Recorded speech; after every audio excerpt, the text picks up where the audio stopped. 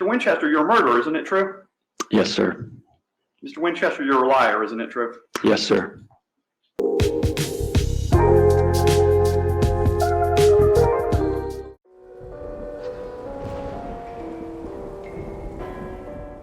Brian Winchester murdered his best friend Jerry Michael Williams, better known as Mike Williams, and stole his wife Denise Williams. He then raised Mike's daughter Ansley Williams with Denise. How sweet, right? It sounds like a movie plot. Wife had her lover kill her husband, and then she married her husband's killer. The evil couple then raised their victim's toddler and enjoyed a rich life paid for by the life insurance policies that covered her husband's life. But this is not a fictional story. It is just another crazy case arising out of Florida. The murder happened in 2000 when Brian and Mike were about 30 years old. At that time, Brian was still married to his wife Kathy, with whom she had a baby boy. Mike was married to Denise, and they had Ansley, their baby girl. These two couples had been close friends since high school. They attended college together at Florida State University. They had one child each at about the same time. And the guys, Brian and Mike, were best friends and shared a passion for hunting. They even enjoyed going on hunting trips together. But then, Denise and Brian's desire for sexual adventures got in the way. Mike was too traditional for Denise, so Brian and Denise started a hot and heavy affair. It snowballed really fast. We started meeting in hotels. We started meeting during the workday. The more we were together, the more we wanted to be together. Her biggest concern with the divorce was she didn't want to share custody of Ansley with Mike. During the affair, Brian told Denise about something that happened when Brian and Mike went on a hunting trip together. After returning from the trip, Brian told Denise that he saved her husband Mike when Mike got trapped on something that looked like quicksand. It seems that the telling of the story was the inception for the idea to kill Mike. Brian, who was by then an insurance salesman, sold additional life insurance to his friend Mike, using the excuse that now that he was a father to a little girl, Ansley, Mike needed better life insurance coverage. In the meantime, Brian and Denise were discussing scenarios for how Mike could die by accident. Another scenario that we came up with was Mike and I going on a hunting trip together, and there being an accident where both he and I ended up in the water, and he drowned and I did not. Denise liked this idea because I don't know how to word it exactly, but she felt better, I guess, about herself, or we could feel better about ourselves if there was a chance that he could make it out of it. I think there was even talk about, well, it'll be up to God what happens and not us. It won't be a murder. It'll be, an accident. Ultimately, they came up with a final plan. Brian was to invite Mike to go duck hunting at Lake Seminole, about 40 miles away from Tallahassee. He was to tell Mike to wear waders. Then, once on the boat with Mike wearing waders, Brian would help Mike fall off the boat into the lake.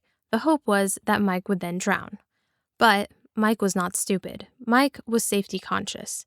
Mike had practiced getting out of waders in swimming pools in the case that he ever fell out of a boat while wearing waders.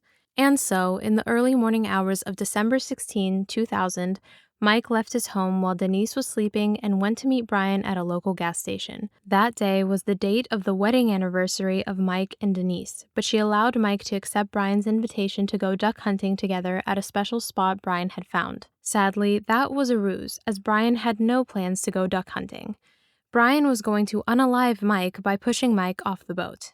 And so, according to plan, Mike wore the waders and off they went to Lake Seminole. Not long after arriving and parking, the two went into the lake in a small boat. Suddenly, Brian got up and pushed Mike off the boat. But Mike did not die, and he did not drown. All the past training he did worked, and he was able to get off the waders. Brian did not like that, and momentarily, he did not know what to do. Mike was yelling at him for help, but Brian was circling Mike on the boat. Then, he knew what he had to do.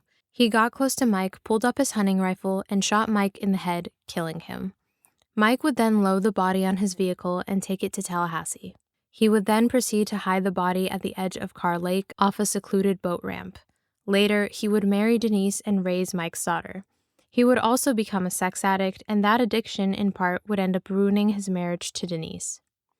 The couple got away with murder for almost 17 years. In the early months following the disappearance of Mike Williams, it was believed by some that he had been eaten by an alligator at Lake Seminole. But Mike's mother did not believe this accident scenario and instead thought that foul play was involved. She fought for justice for her son for years, but nothing happened. Some suspected Brian Winchester, but there was not enough evidence to connect him. Without the body, it did not seem that Mike would ever get justice or that his mother Cheryl would ever get answers about what happened to her son. The divorce led Brian off the rails, and ultimately, about 16 years after he killed Mike, Brian kidnapped his estranged wife, Denise, by accessing her vehicle and waiting for her, and then forcing her to drive and follow his directions at gunpoint. He succeeded in kidnapping her at first, but Denise eventually convinced him to let her go, vowing not to go to the police. But then, scared for her life and knowledgeable about Brian's capability to commit murder, she did go to the police and told on Mike during an interrogation that lasted hours, and that included questions about Mike's disappearance. Brian was arrested and prosecuted. Denise fought for him to stay in jail, for him not to get bonded out. I'm scared. My mom's scared.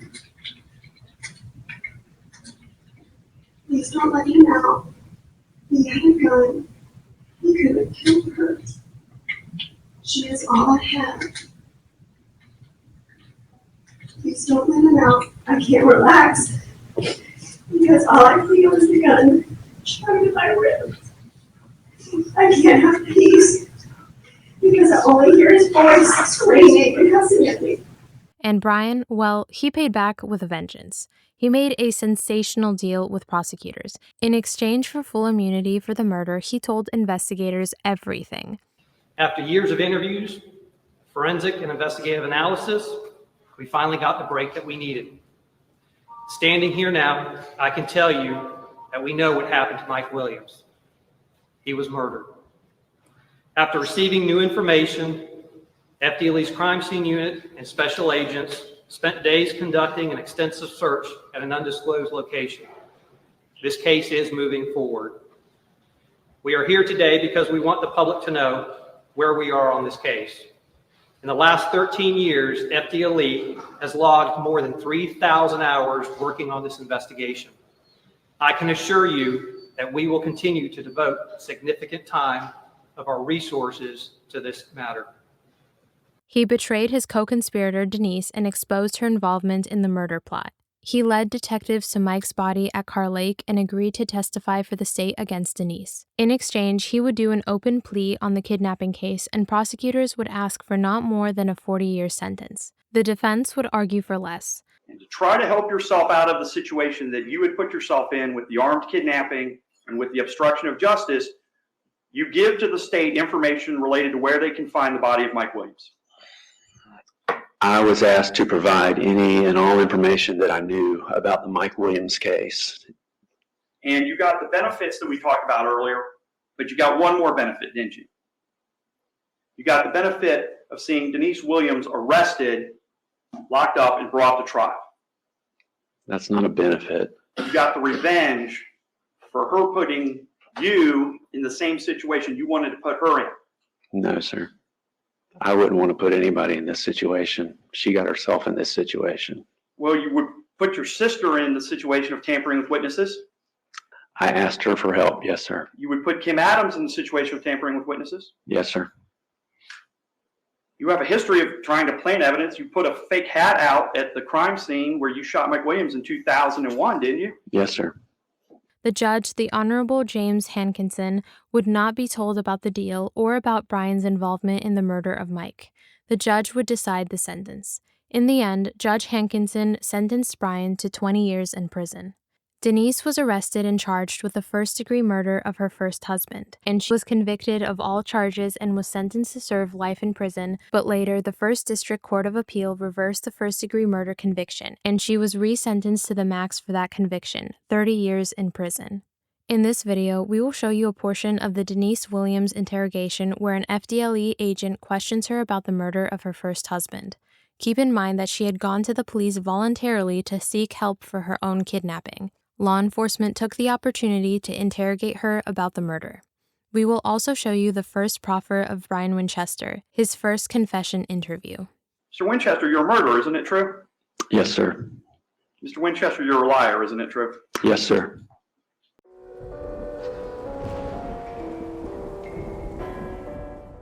Hey, how you doing? Good, how are you? Fine. We have never met. My name is Michael Lane. How you doing? Do you know that name at all? Okay, I'm with the Florida Department of Law Enforcement. Okay. I've literally known you and I've known your family for many, many, many, many years, okay? The reason I say that is, you know, I've been looking into Mike's disappearance, okay? Literally dissected as much as I could about you know, members of your family, Brian, Mike, and, you know, his family, and the family when you and Mike were together, okay? Worked with a lot of people, you know, trying to figure out the whole scenario of his disappearance, and had to go back and literally reinvestigate a lot of things that was investigated before, okay? And again, I had to go back to y'all's marriage and what were you doing during those times? What were you doing job-wise? And Mike, you know, and Mike's employer, the whole works, okay? What you all own, what you didn't own. And this has been an ongoing process for a long time. And you need to understand that, okay? You know, I used to know your gate code by heart and going in your neighborhood. I know your house very well. You know, I know when you took the carpet out, the whole works. You know, and there's a whole lot I don't know, okay? Please understand that. Talking about the hardwood floors upstairs. You name it, I know about it. Okay. Okay. I want to talk to you about a couple of things, and maybe you can fill in a couple of gaps for me. Can you do that for me? I can try. Okay. Obviously, the reason I'm here, I knew about what happened today. Okay. And like the other officer said, it's gonna have to sink in that today was gonna be your last day. Please let that sink in. I mean, he didn't have sheets to sleep on, you know, tonight or the night before or the night after. He had plastic and he had some other object. And what was that other object he had? Could you tell? Can you describe it? It was, I mean, it was like maybe wide. It wasn't a hammer, but it was kind of that size and maybe wider. I have no You know, a idea small what it folding was. shovel? No, it wasn't a shovel. I mean, it was like it definitely wasn't a shovel, but it was about the length of like a hammer. But it seemed to be fatter the way that he grabbed it, but I have no. Well, you are going towards CVS. It's what I can understand. He wanted to turn around and go the other way. He kept saying go to the roundabout, and I think he was wanting me to go back, but Towards your I wasn't house? really listening. I wasn't really listening. I was just trying to get Yeah. to CVS. Where do you think Mike's buried at? Oh, I have no idea Any speculation on that? on where he's buried. Buried. I mean, I believe, You don't really believe he died on the lake. I do. Why? I just always have. That's what I believe. And I have, from when he was saying roundabout, I don't know, I talked with the last two people and I can't remember if he wanted me to turn left or right. No, that's not what I'm talking about. Oh. Why do you think Mike perished in the lake? Because he didn't die in Lake Seminole, okay? That's what I've always believed. That's what I believe. And why? I've never been proven anything different. Well, is there any proof if he would have perished in that lake, he would have been found. Okay? There's never been a person that has fallen over or whatever that they've never found except for Mike. I mean, that's literally, it's an impossibility that he died in that lake. I guess that's just what I believe. Really? Yeah. Well, I mean, you knew all the information about, you know, what was recovered out there and all that, right? My dad would keep me updated. Yeah. You have this big monster search and none of that, and then later it just appears. I mean, that, you know, that kind of led investigators go in different directions than what they initially thought. Okay. I mean, I was even curious. I mean, I recovered the car I used to have during that time. I got it from a junkyard in Alabama, brought it back here and tore it apart. The little boat that Mike had, a little Ginu boat, I found it over in Monticello, brought it back. I just wanted to get a good look at it. You know, there's a whole lot of stuff. You don't have a clue what we've looked at. And we've certainly come to the conclusion that Mike did not, again, perish or die on Lake Seminole. Okay? Please understand that. You know, we've kind of tracked what's been going on in y'all's lives, again, before Mike disappeared all the way till now. Okay, we knew about the divorce stuff. You know, we knew about people living in different places and the whole works. Talked to Kathy, she probably didn't tell you that. Or she may have, I don't know. Yeah. Okay, all right.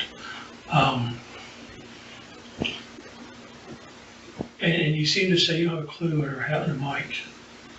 Were you and I guess you, Mike, Kathy, and Brian, y'all are pretty close before Mike disappeared, right? Yeah. How close were y'all? I mean, I would say we talk pretty much every day. We were very close. Yeah, I'm still very close with Kathy. yeah, I know that. I mean, again, we've researched, you know, trips y'all used to make to Orlando and some other stuff. Apparently you were really close, okay? And do you know what I'm talking about? Me and Kathy she's texting me right now, so we're still very close. Okay. If I say we're totally aware of all the videos, you probably know what I'm talking about. If you say what? The videos? I would have to see them. Oh, that's not gonna happen. But you're clueless when I say videos. Yeah. You, Kathy and Brian? I would have to see them. Yeah. You have no idea what I'm talking about. You don't say you've got to see it. No, I'm just starting to feel very uncomfortable. Okay. But Well, I've been uncomfortable for a long time because we needed some things on this case. right. And we were hoping one day that either Brian or you maybe could fill in some of the gaps there, fill in a piece of the puzzle. Right. But I guess right now I need to focus on this and what happened this morning, and I want to get this restraining order done by 5 o'clock. And I want me and my daughter to be safe, and that's what Well, I'm focused on. there's no doubt that Brian's going to be located and put in jail. So I would imagine he's not going to immediately be bonded out under the circumstances and the crimes that he has committed. Okay. I don't know. But I just want to get this restraining order done so that I can have a little peace Yeah. for tonight with my daughter. That's what I'm focused on. Well, right now. if he's arrested, you know, the next few hours, which I'm sure is going to happen. You know, Leon County is very good about finding people. Okay. That's going to happen. When Brian is arrested, which will happen, he is going to probably provide another side of whatever happened today. You're aware of that? This morning. Yeah. I have no idea what he's going to say. Well, that's what people usually do. They give their side of something.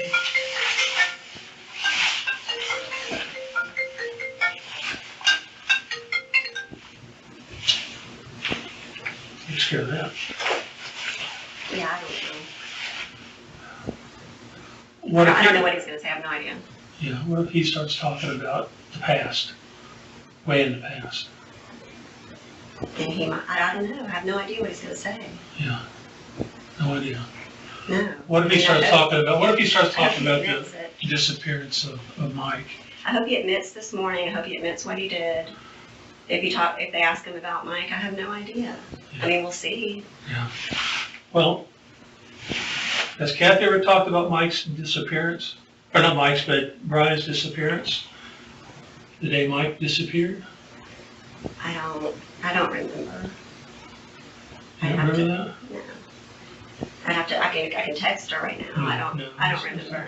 No. Okay. I'll hear from you. Okay. I don't, You knew, Brian just disappeared. Kathy's ever talked about that? I'd have to talk with her.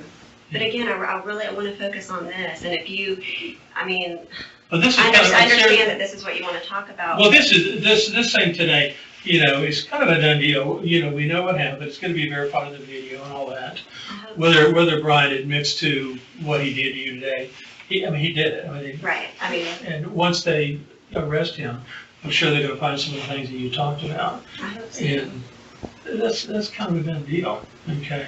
But obviously, things have been building for a long, long Well, time. we've been separated for a long time. Yeah. But for me, again, I want to file this restraining order before 3:30, so before 5. So I don't know, but it's 3:30 right now. I just want to make sure that I have time to do that. That's my priority right Okay, now. well, I know what time it is. All right. I know the other officer talked to you about a lot of different things, okay, about what's been going on and everything, okay? I wish I could just fill in some of the pieces of the puzzle. I'd much rather get it from you than from Brian, because when he's arrested, I'm gonna talk to him too. That's And I'm fine. gonna see what he says, okay? He may say something you don't want to hear, I don't know. Well, I have no idea. You're Guess we'll not a see. clue, not a clue. I don't even know what he's going to say about this morning. Well, this morning's a done deal, okay? We know what happened, you told us, and again, there's gonna be a pretty good video, and I'm sure that they're gonna find some of the things that you talked about. So that's solved, so to speak, okay? I think it was my phone, you heard. Oh, that's funny, my attorney's calling me. Let me just see real quick.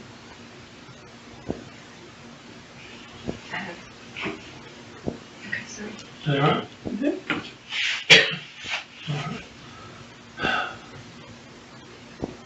But I guess what I'm saying is about the Mike situation that you want to talk about. I don't want to talk about this right now.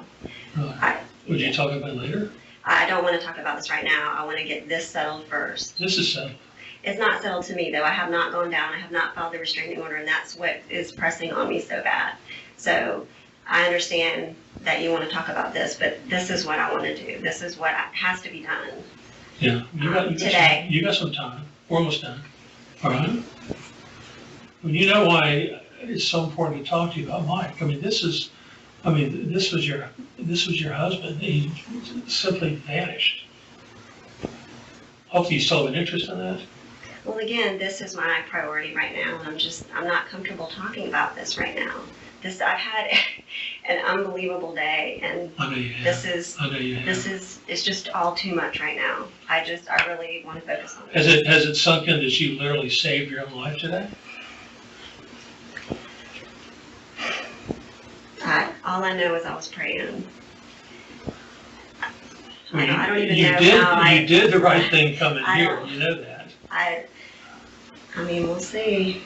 I'm thinking that he's seeing about it, considering what he had in the back of your vehicle. That's a clue right I there. was just doing the best I could, and Well, you saved your life. I just want that to sink in. now I just want my daughter and I to continue to be safe, and that's why I'm so worried about this. That's why I can't even focus on that, because all I'm focused on is us and getting through this night when he's going to find out that after I promised him over and over and over that I wouldn't tell anyone. And when he finds out, Well, when somebody does this to you and has a gun involved, they can't really expect you just to ignore that. but I had set up where I wouldn't tell anyone, and I would meet him later in the day. Well, yeah, you were saying everything, Yeah. because literally at that Yeah. point, you had to say something again. Right. And to keep saying this, but it's true to save your life. Right. And it worked. And he, I guess pretty agreed to that, and then left. And then I was supposed to meet him and his dad about now, today, to talk about it. He goes and buys a gun to do something very, very horrible. Okay? Yeah. There's no ifs, ands, or whatever. He did that. Okay? Yeah. And he stuck in your vehicle, and there he was. He didn't knock on your door and say, let's talk about it. No. All right? No. But he did. And I guess I still just can't believe it. Well, you're going to have to believe that you're alive right now. All right? And I'm That's very pretty darn grateful. important. Yeah, absolutely. And he's going to be arrested on some very, very serious charges. Do you know the procedure as far as when I file this? if he's already arrested, then he's just arrested, but then when he'll get out, like tomorrow, right? Or, I don't know how it works, I but, have no idea what sort of bond they're gonna put on him. so it depends on Yeah, that. yeah. But when he's out, he can just do whatever, right? Well, let's hope he doesn't do whatever. Hope it's finally sunk in that he's screwed up. And you're gonna go through the court stuff, and hopefully that'll sink in too, that I'm he's just- up to some. I'm just worried about that long period of time where I know, like, if he gets arrested, it won't be a court date for a long time, and it's that time I'm worried about. That's where he's out, knows that I told. When I promised I He wouldn't. can't be that stupid to think that you're not gonna tell. I'm just worried about that time in between, and I'm worried about me and my daughter and where we're gonna live and how we're gonna be safe. I don't even have a dog. Yeah.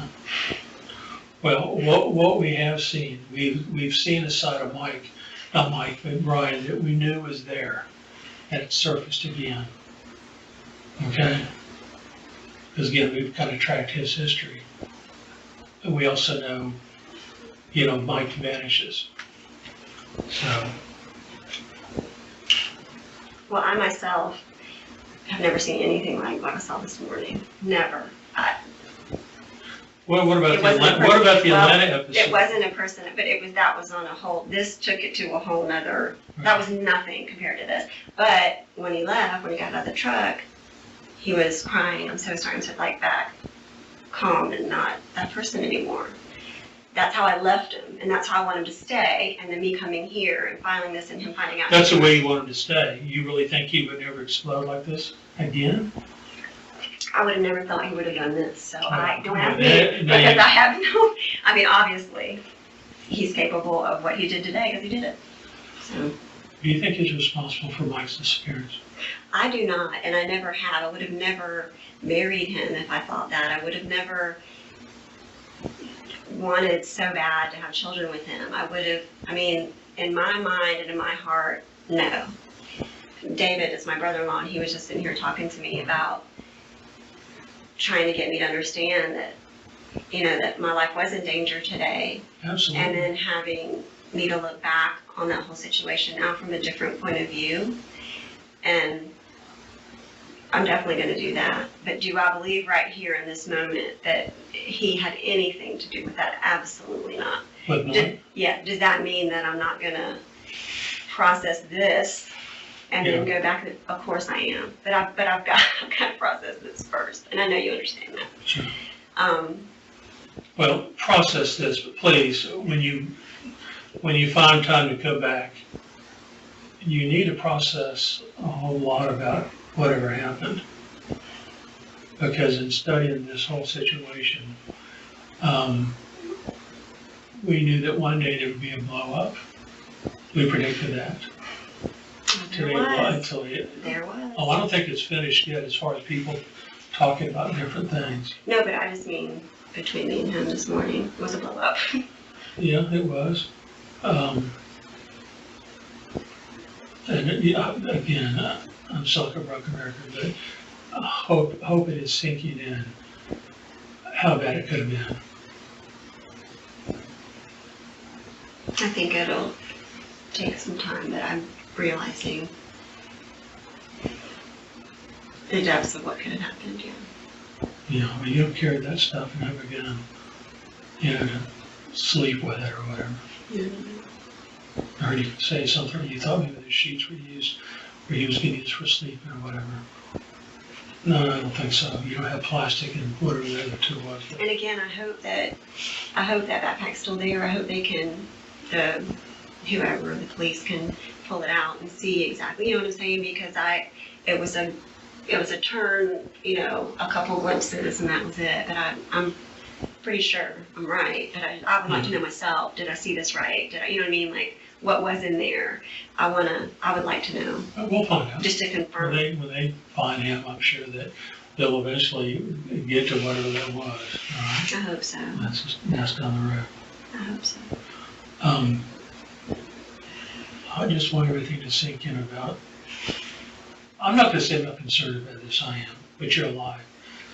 Right. I'm talking about the other. Right. There's a whole lot of people want some closure to that. Right. we all think we've got a pretty good idea of what happened, what the whole scenario was. Okay? You need to know that. Okay. So, And I will. I'll get through this and then rethink everything. Yeah. Because again, I've never seen anybody this way that he was this morning, and I've definitely never seen him this way. He was just crazy. He was crazy. well, I'm gonna go out and find somebody to share this also, take care of the other matters. The But, restraining order stuff. No, Okay, no. thank you. but I'm gonna leave on this note. I was hoping you could fill in some of the pieces of that puzzle. You haven't. We arrest Brian, he might. Okay? Yeah, I have no idea. Well, just think about what Okay. you said. all right? Okay, Let me step Okay. out, see if I can find somebody to take care thank you. of it. All right.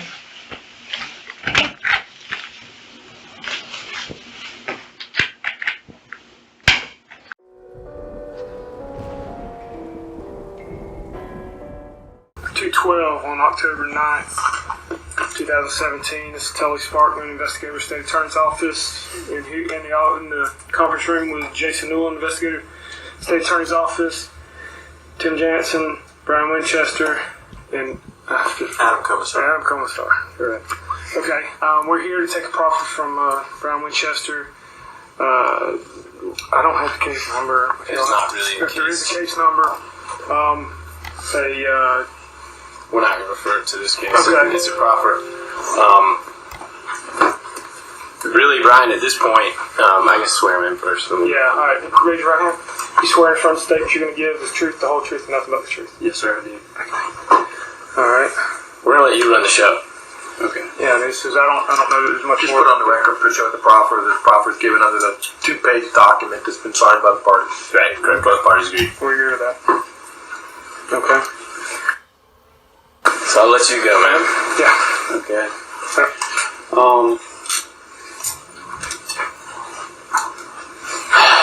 You want a lot of background, or do you want me to focus on the incident, or?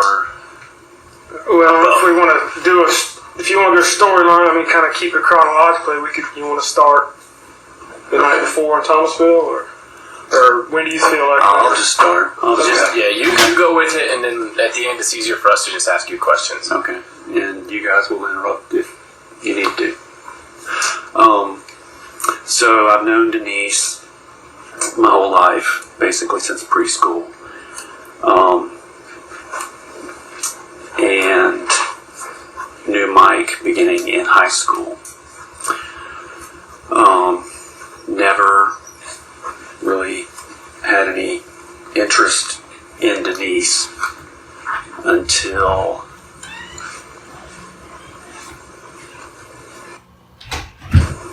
(1997). I was married. My first marriage was in 1994 to Kathy. Mike and Denise were married same year, end of the year, 1994. We started having an affair October 13th, 1997.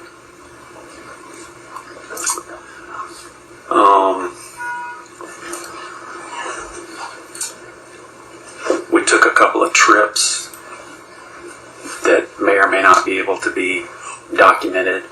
One of them was to New York. The other one was to Miami.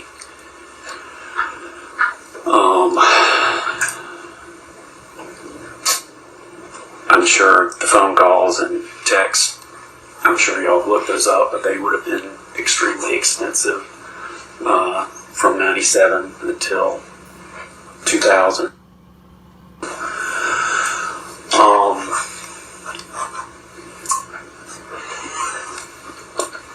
I sold an insurance policy to Mike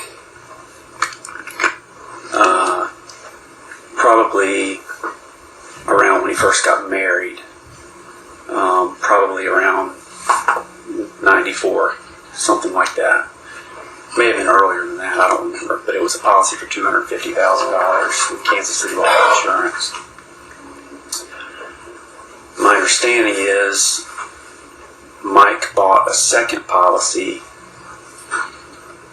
probably when he got, well, maybe a couple years after he got married. I don't remember, but it was with a different agent. It was with Cotton States, and it was for $500,000. I sold Mike a third policy in the year before his death for $1 million. It's always been in the media that it was like 6 months before. I don't think it was 6 months. I think it was more like 9. But that may have been from when the original application was, and it's splitting hairs anyway. It doesn't really matter.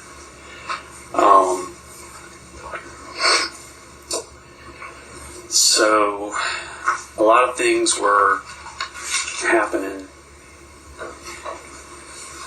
and I'm sorry, it's been so long I get the dates mixed up a little bit, but his disappearance was December of 2000, correct? So during the year of 2000, we both had babies. Well, we had babies previous year, but we had, very young kids.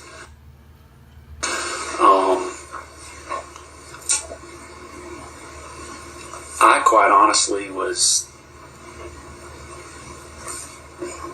somewhat content with the arrangement. As far as me and Denise, I wasn't looking or pushing to get a divorce. I didn't want to get divorced. And she didn't want to get divorced. But there were just a lot of things that were coming together that led us to start having conversations about what was going to happen and where was this going, and basically Denise made it clear she would never get divorced, primarily because of appearances. She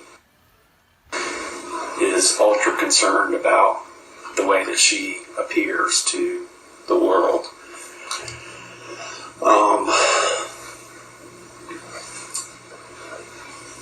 So we're getting to the end of the year. Mike knew something was up, but he didn't know what was up. I know Denise told me that he went to Denise's mom, Johnny Merrill, and was asking her or concerned about money, cash that was disappearing from their accounts. And he didn't know if she was having an affair or was using it for drugs or what was going on, but he was very concerned and had a conversation with Johnny Merrill about that.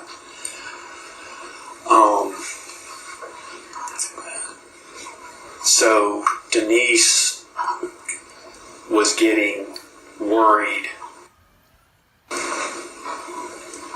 that things were going to blow up.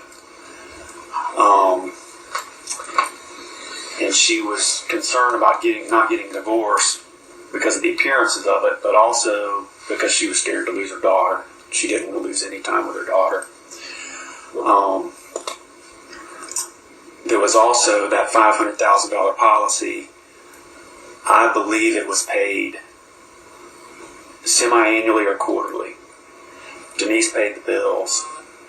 So she knew that policy was only, the plan with Mike when I sold him the $1 million policy was that he was going to drop the $500,000. He wasn't going to keep that. Denise knew the timing on the $500,000 policy and when it was supposed to be lapsing.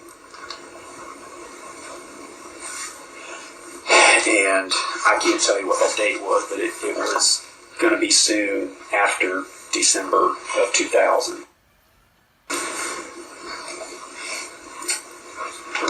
Their anniversary was also coming up, and I think there was pressure from Mike on her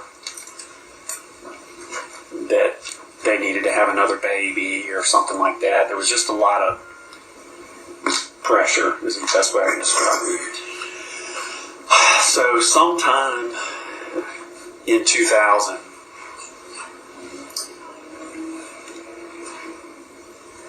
the subject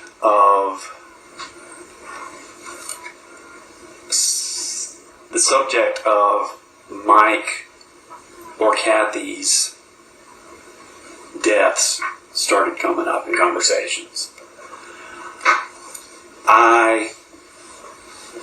There was no point in talking about anything happening with Kathy. That was not going to happen. I was not going to do anything like that to my son.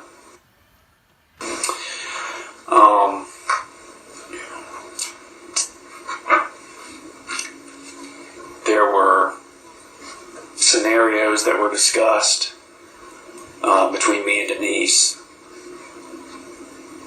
and at times it was scenarios with Mike and Kathy. I kind of nixed that, and then it started talking into scenarios with Mike.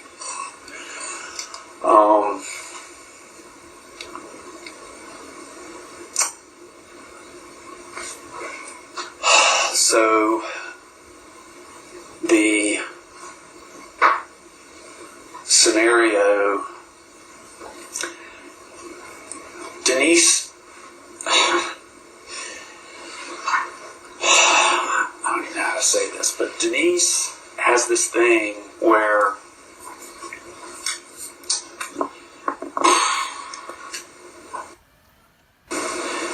she gets people to do stuff for her,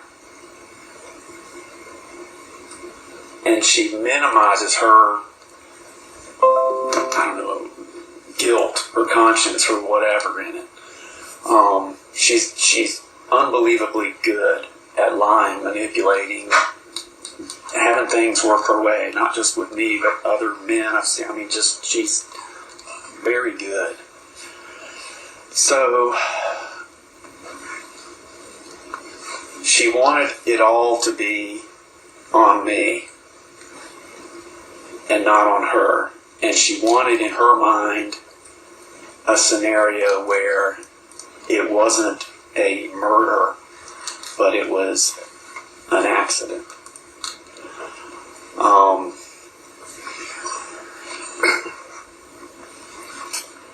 So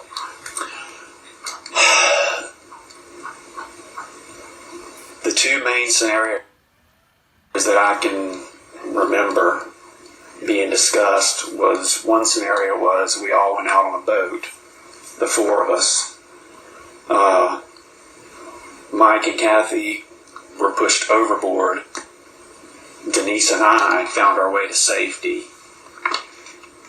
And that was one scenario that I said wasn't going to happen.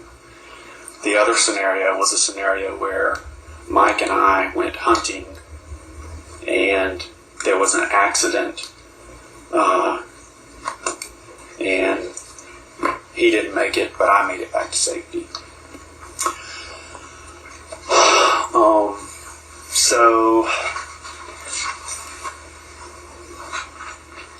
with all the pressure that was put on me, it was agreed about a week, well, probably exactly a week prior,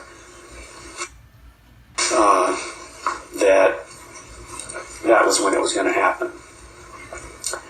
So my best guess is it was probably planned for Saturday morning a week prior. So I had planned to take this trip with Mike. Denise knew everything that was planned. But I got a call from Mike. I believe it was at the time to go, which is very early in the morning, Saturday morning, probably like 3 or 4 in the morning. It may have been earlier, but it was sometime, I think, between 11 p.m. and 4 a.m. I got a call from Mike saying, Denise has changed her mind. She doesn't want me to go anymore. I can't go. So she basically had called it off, I guess.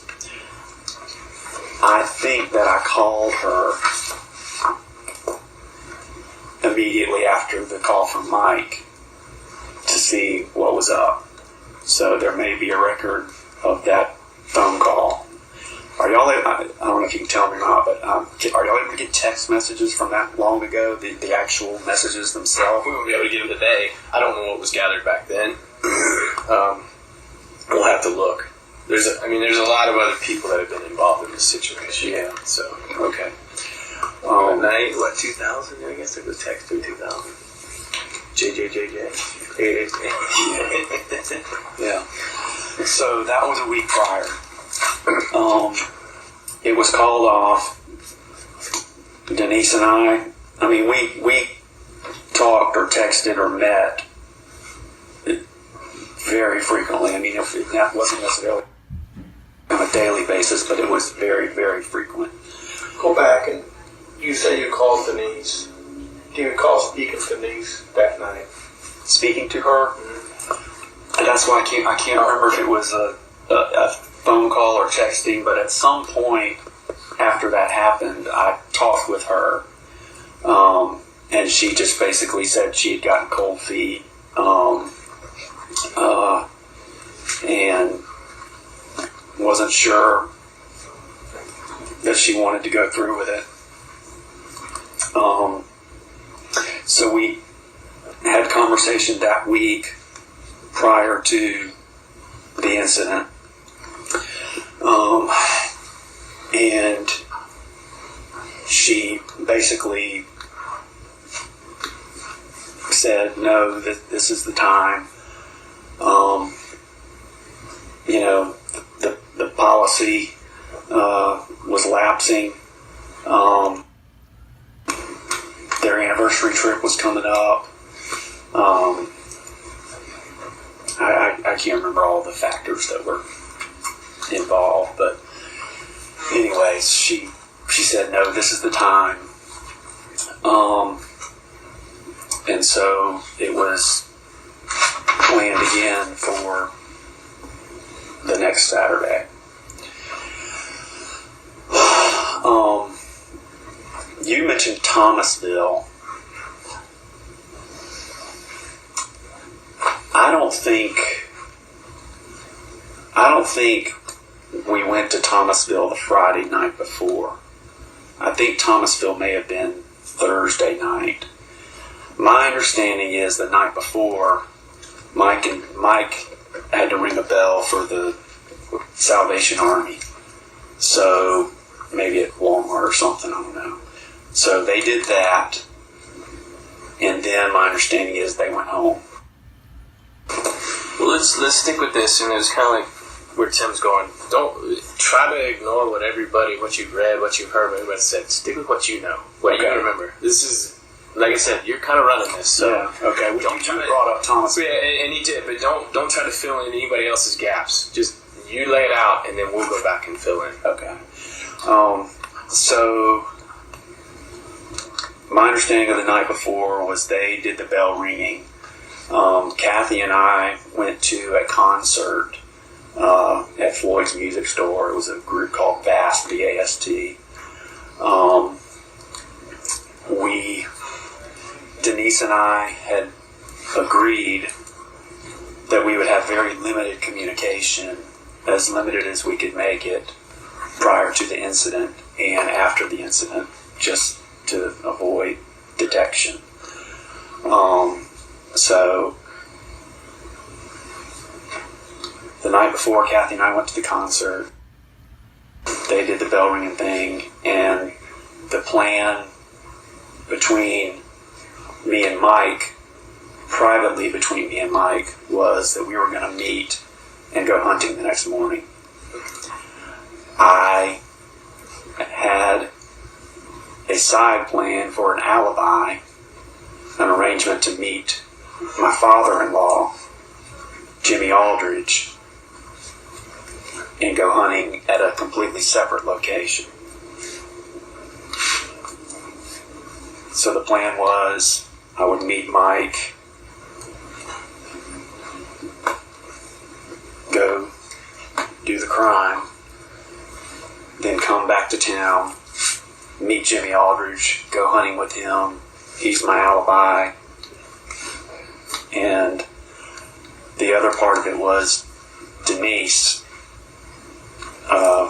We wanted to make sure that she had an alibi, but she was supposed to be at home alone with a baby. So the only way she could have an alibi was to make sure that she made phone calls. I believe it was supposed to be from her home number so that she could say that she was at home during that time.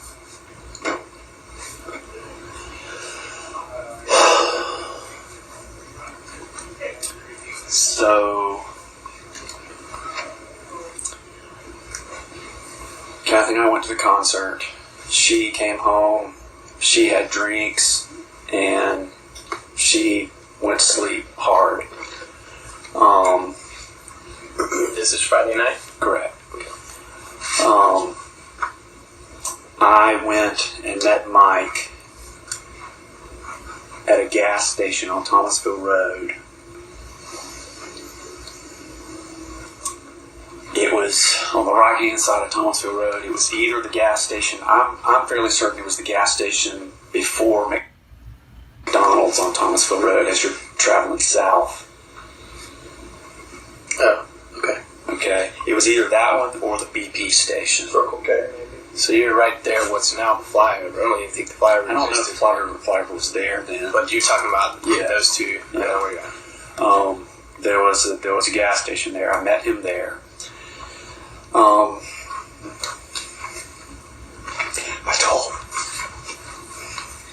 I told him not to call me, that my phone wasn't working because I didn't want any record of phone calls.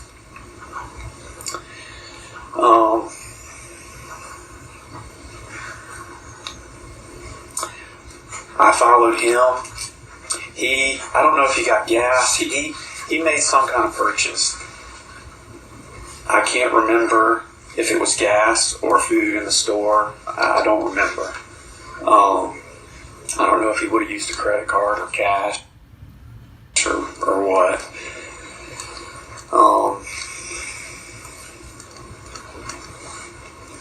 So I followed him to the lake, and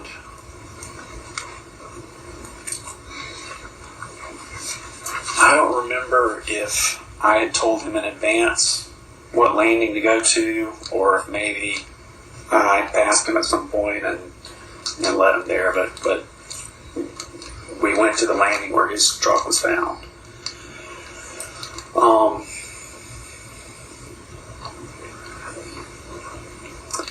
We launched the boat. It was just like a hunting trip was supposed to be. The plan that was discussed and come up with was that he was going to be wearing waders, and the belief was somebody falls in the water with waders, you're going down.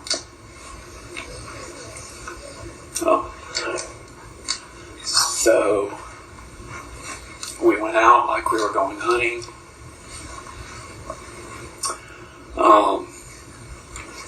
We got to the area where his waders and jacket were found.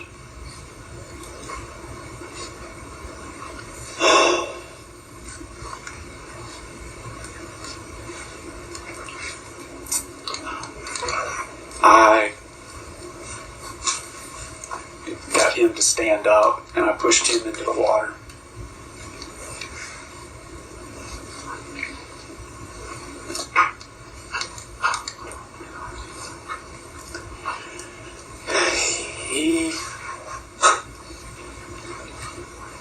He got his his jacket off and his waders off.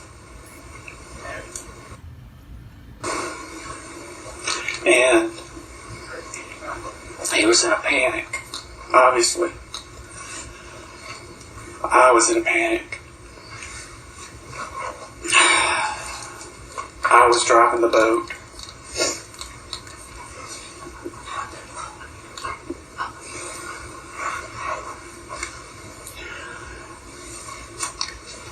And I didn't know what to do.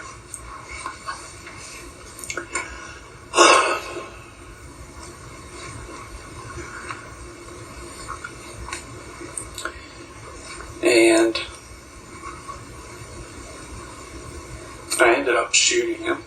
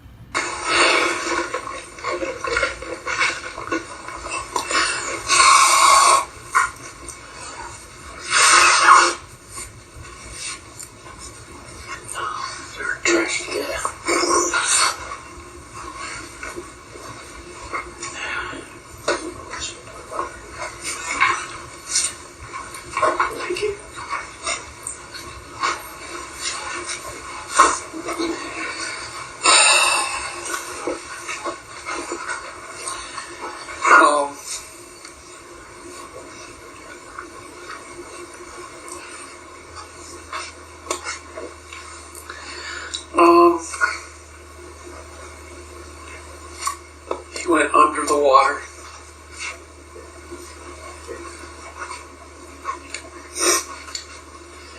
And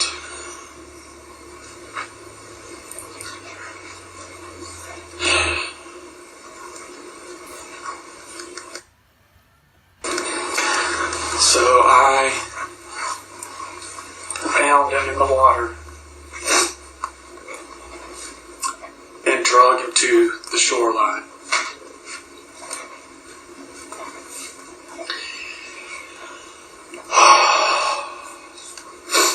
I was down one landing from where our vehicles were. So I went and got my vehicle and brought it back to where we were.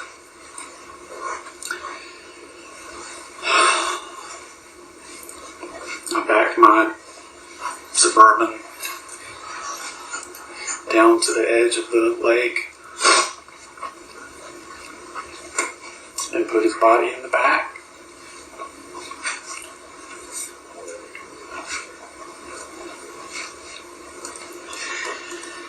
And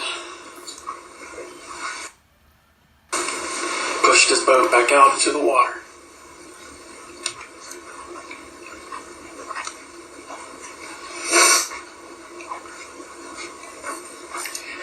I think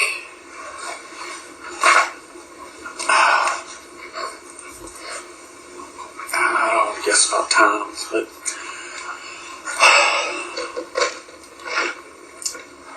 I knew I was supposed to meet Jimmy Aldridge back in Tallahassee at the carriage gate. And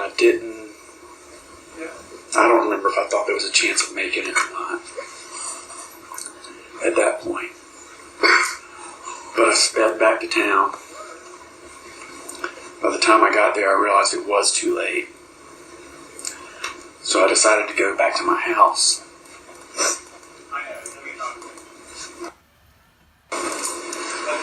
I got back to my house,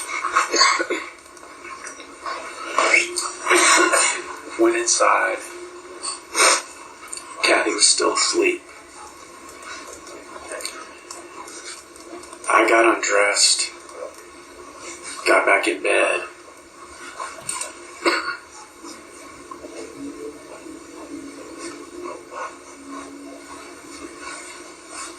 And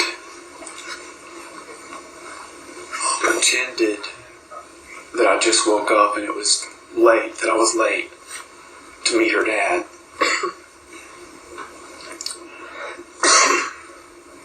I called her dad, I believe, from my home phone, because I wanted there to be a record of me calling from my home phone. Told him I was sorry I overslept.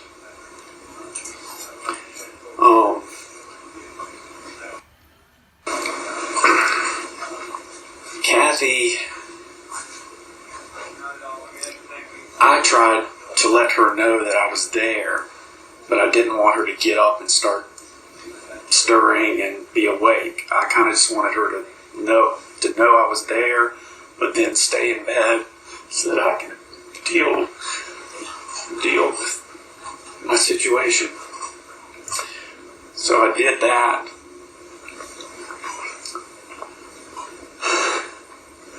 I got back into my truck, and I think the first place that I drove to was Walmart on Thomasville Road. There were 2000. You're talking about the old Walmart? Or is that I think it was the new one. Let me clarify this, okay? Yeah, I'm 90% sure it was Walmart. Okay. I wanted to get something to hide him with. So the reason I think it was Walmart is because I got weights, like, just lifting like weights, yeah. And I got a tarp.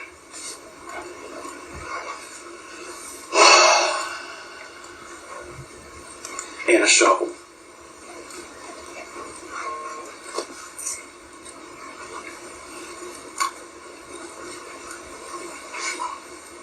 Can we stop for a second? Can we stop for a second? Yeah. Oh, you mean stop these? Yeah. Okay. All right. What time is it? 2:43. 2:43. And I didn't know it at the time. I didn't know if he was trying to swim or I didn't know what was going on, but what I came to find out or eventually realized was he was taking the waders and the jacket off.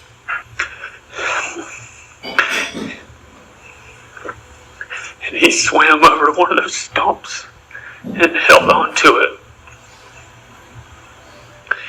And he was panicking, and I was panicking, and none of this was like going well I thought it was going to go. And I didn't know what to do, but he started to yell.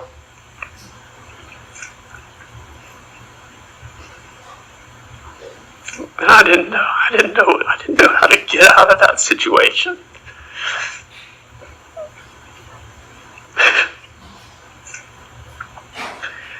And so I had my gun in the boat.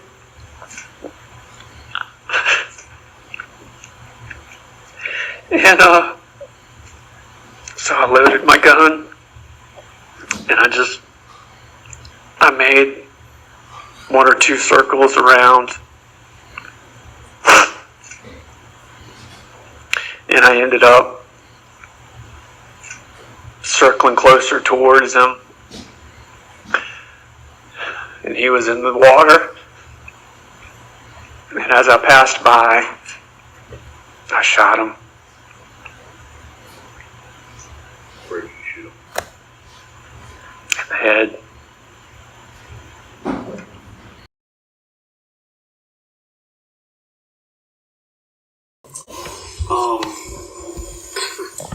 So I got that stuff, I believe, at Walmart.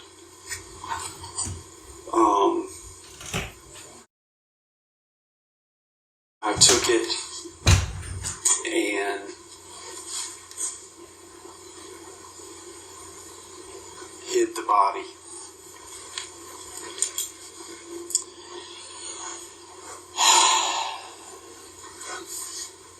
Then I had to clean my truck up.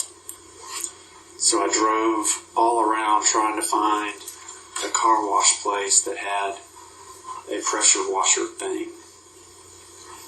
And I think the place that I found it was at the corner of Tharp in Old Bainbridge, maybe. Where you at? I did that, and I was still concerned about my vehicle. So I went to my parents' house to try to clean it even more. And I may have put bleach or some chemicals or something to try to cover up the evidence.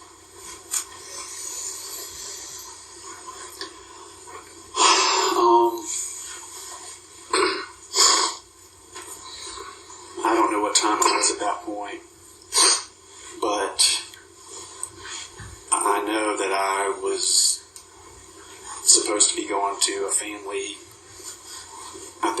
Christmas party with my wife's family in K-Road. I can't remember if she was gone when I got home or if we rode up there together.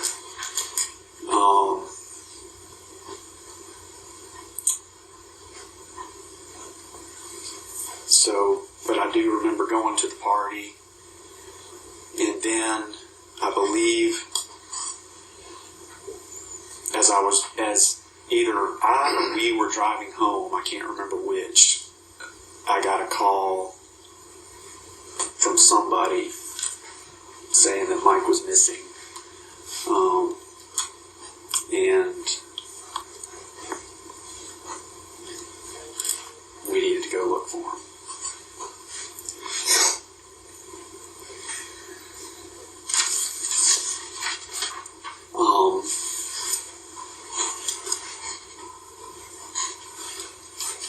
Did we just keep going?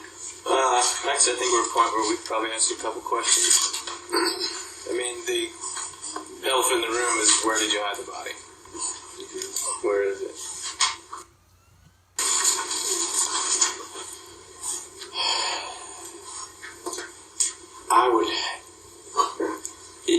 It's not going to be recoverable unless I go and point it out to somebody. That can happen. It's very easy to do. Yeah. You would just have to take somebody there. Is it in Leon County? Yes. It's in Leon? Yes. Alright. And we'll take care of that. Just a couple of things. Most of what I was writing down was questions I have for you, not what you've said. One of them is, during the time that you left with Mike, you guys were separate vehicles the whole time. Mm-hmm. And then at any point, I know you said you tried to minimize communication with Denise. Did you communicate with her at all from the time you left the house? And where I'm going with that, did she know anything about, okay, this is where we are with him, he's dead? Like, was I giving her updates? No. When did you first talk to her? After the incident? Yeah. The plan between she and I was, we're going to minimize communication because that's going to be traceable. Right, and I remember you saying that, and that's why I'm just curious. Yeah. So, the first communication with her,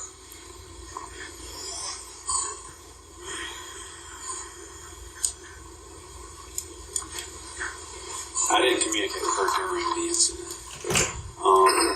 The first communication with her, it would be a guess. That's fine. You said somebody notified you that he was missing. Right. Who was that?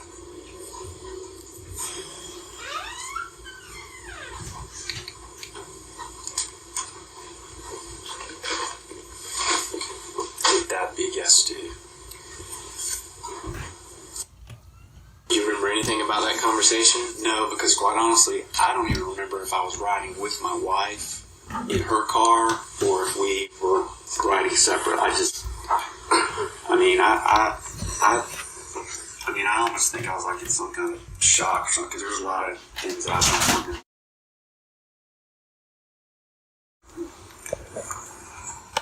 I don't even know if it wasn't my wife who told me. It was me. Just in the car. Yeah, I just don't remember.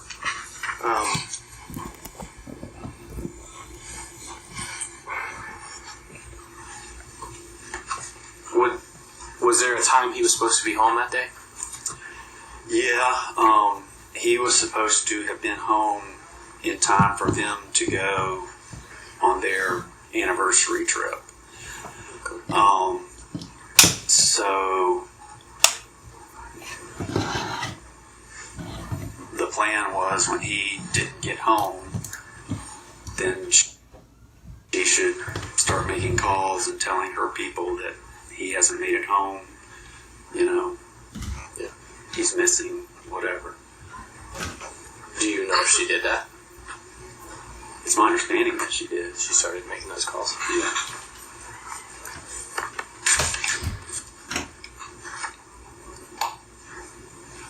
So, correct me if I'm wrong, but this was intended to go down a week prior, and then Denise got cold feet a week prior. Mike had to cancel on you. Right. And so it pushed to the following weekend. Correct. And you guys met at the gas station on Thomasville Road, one of the ones next to the McDonald's. And you went to what lake? Seminole. The lake where everything was found. Everything's. Okay. What gun was used? It was not mine, and it wasn't. I mean, it was mine, but it wasn't. It was a gun that I bought from a college kid. From he wanted it at a banquet, didn't want it, so I bought it cheap off of him. Okay.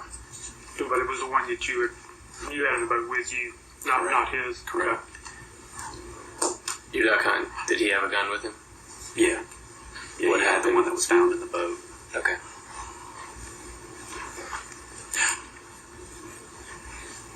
You think? Go ahead. Y'all know that. I know. Well, somebody went to his office to get a gun and entered a security code at his office. I'm Just assuming that was him, but okay. that's known supposedly. But was that any communication with you about that? Him headed to the office or anything? No.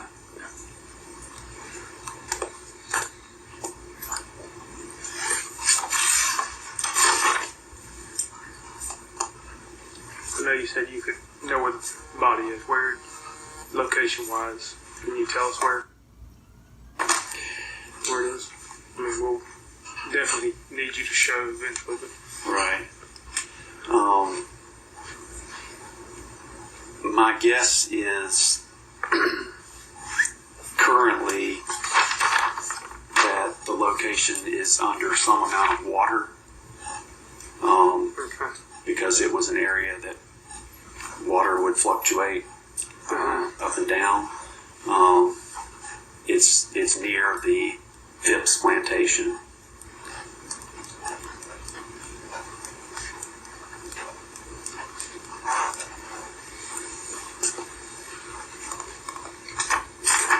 But it would be on state property, so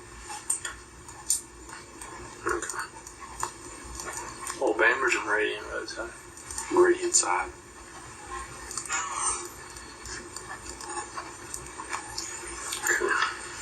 And it was wrapped in a tarp?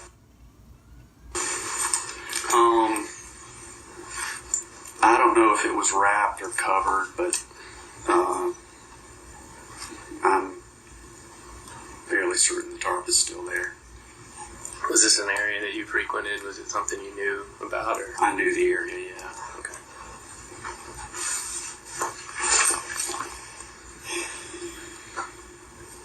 So, from here, he's missing. And everybody's looking. Kind of go through the next couple of days. Okay. I mean, at this point, we're 17 years later. Okay. So, He's missing. People are being called to go to the lake and look for him.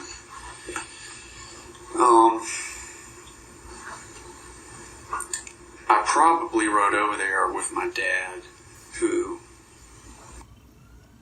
is completely clueless about anything having to do with any of this. I think we went over there, met up with some people that were probably game wardens. Mike is missing. Let's get out there and look for him. The weather was getting bad. There were not many people there. My dad and I spent a lot of time looking.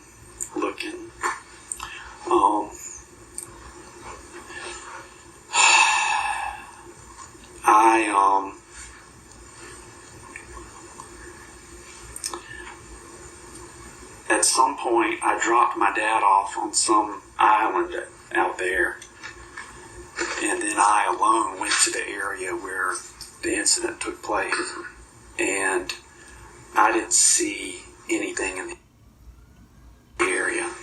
I didn't see the boat. I didn't see anything. I went back and picked up my dad, and then he had the idea of, let's make one more sweep through this area. And when we did, he spotted the boat. I didn't really want that to happen from my perspective, but that's how it happened.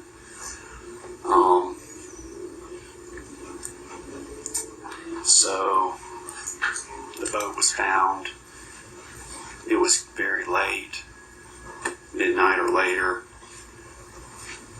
The search was, I think, pretty much called off for the night. And then the next day started the prolonged search.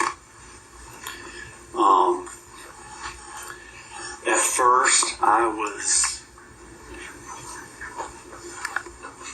playing the role of being a searcher, being out there looking, but at the same time, I wanted to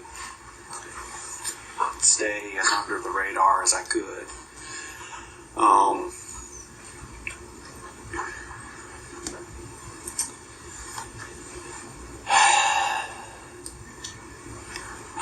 Let's see, I don't really know what you want to know about the search in particular, but it mushroomed into this thing that I just never would have anticipated.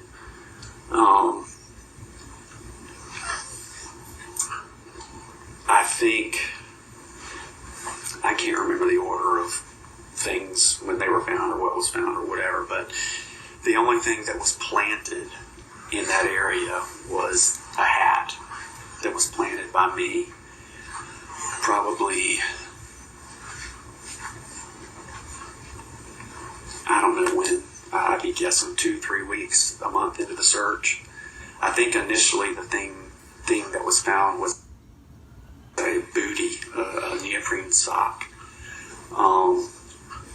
And I think that was all they found initially. I wanted the waders and the jacket to be found, because I thought that would lead people to believe that he was there somewhere. But they never found him.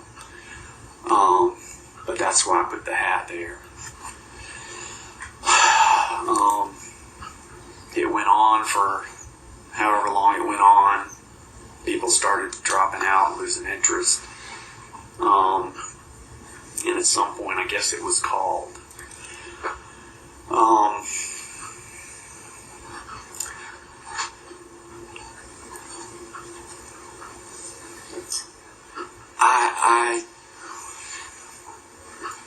I can't remember my first contact with Denise, whether it was in person or on the phone. But we slowly started talking again.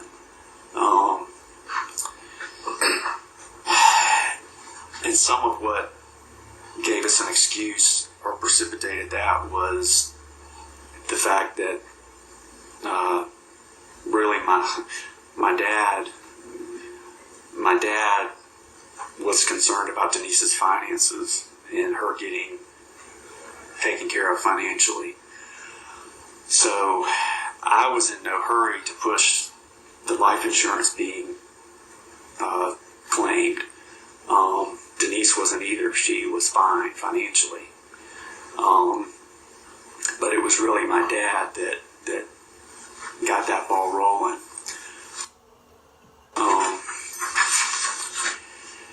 So he recommended her to get in touch with Kurt Hunter,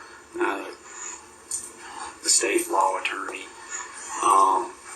Kurt worked with Denise on filing a petition to have him declared dead, despite them not having a body. It was a pure coincidence that some fishermen, my understanding is some fishermen found the waders or the jacket, one or the other.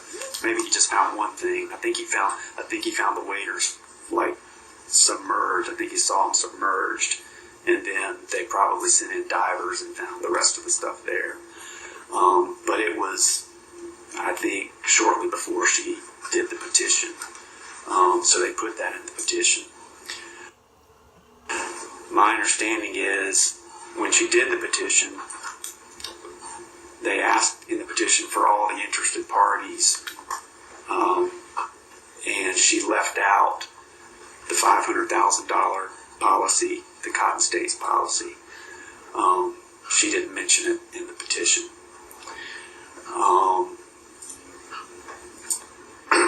Is that on purpose? Or?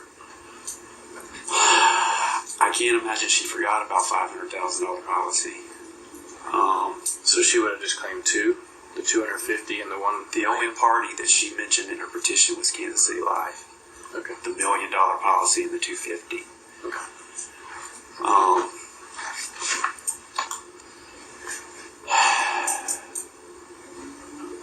We had discussion about that issue, and I don't recall right now the details of that discussion. So the petition was approved. It was actually to Denise's benefit to put off getting paid the money, because the longer you were not paid, the more interest you earned. And at that time, companies were required to pay 8%, which was a really good rate of interest. So when she got her check, there was like $49,000 of interest on top of it. She also knew she was going to get Social Security benefits for her child, which over her child's lifetime, I want to say is over $250,000 in Social Security benefits. I calculated it, and my best guess, and I had a pretty good guess because I handled the finances, but my best guess was she got $2.25 million in total benefits from his death.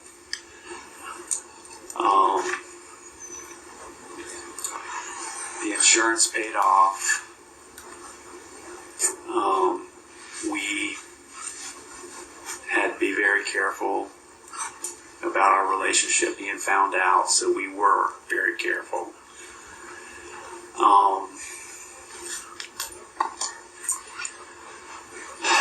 You want me to keep going? Or? No, we're going to go back over a few things real quick. All right. So one thing that you were at the boat ramp, picked him up, put him in the back of your Suburban, and drove to your house. So he is in the back of your car while at your house. Correct. Where's the gun at that time? The gun I discarded at the lake before I left the lake. Just in the lake? In the water. Okay. that, I mean, I know that had drill and everything in there, but is that something that's recoverable? 17 years later? I doubt it. I mean, I just wondered deep, or... Yeah, I don't think that's going to be recoverable. But in the same area, though? In that little cove? Or No. In a different part of the lake? Yeah, Okay. Now, how would you have done that? driving down the road. Like the open field? Yeah.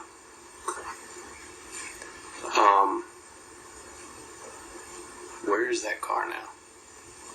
The Suburban? Yeah. Wow. I can't believe you guys don't have that vehicle. I sold it to a guy who lived off of Lake Bradford Road. I don't know what happened to it. So when you first talked to Denise, did you tell her? What did you tell her? When was the first time you told her, and what did you tell her? The first time I told her after the incident? Yeah.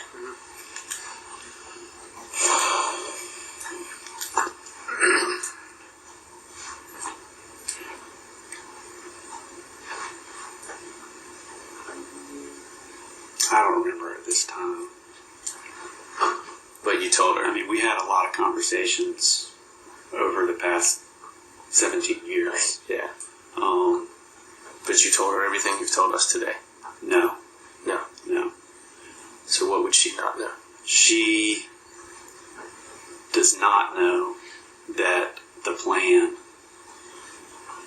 that she had come up with that was agreed upon, she does not know that that's not what happened. Which plan would that have been? That it was going to be a drowning. Okay, so she doesn't know you shot her. Right. Okay. And I know it's not easy. I mean, you've gotten through some pretty hard stuff so far. I mean, this is one of the questions I think we kind of have to ask, but where did you shoot him? In the head.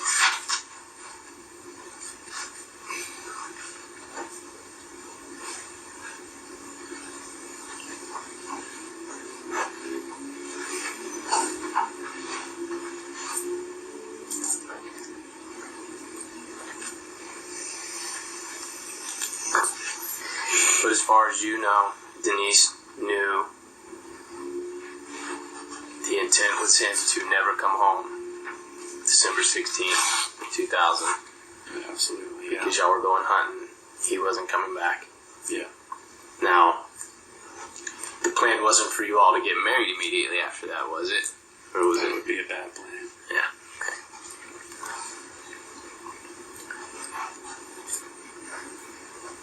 I'm gonna take a second. You wait here. Yeah. You want to turn these off? Nah, leave them. Unless they go talk to him.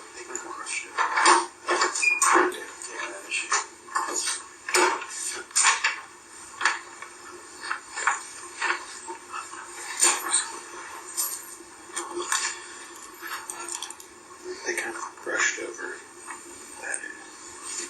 Yeah.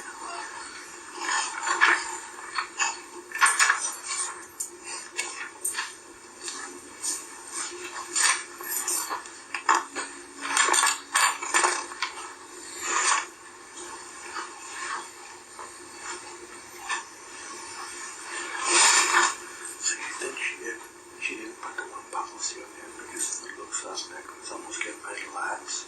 Is that why she didn't put it on the contingent? I think she didn't want suspicion. Yeah, she didn't want him to know. I mean, it was a lot more money. And I mean, it was supposed to have lapsed.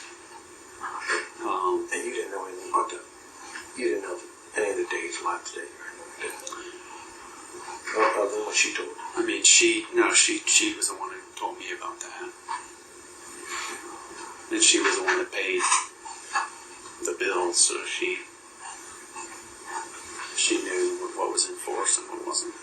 The $1 million policy, was that him I mean, that's pretty good size policy for him. Was that his idea, or was it kind of pushed, or? It wasn't pushed because, like I said, the plan was not for him to keep that $500,000 policy. Mm-hmm. The plan was for him to keep the old 250 and the $1 million. And for somebody making his money, that $1 million is pretty standard. Yeah. Did she extend the $500,000 policy without his knowledge? He wouldn't have known because he didn't pay the bills. I mean, his intention was not to keep it. You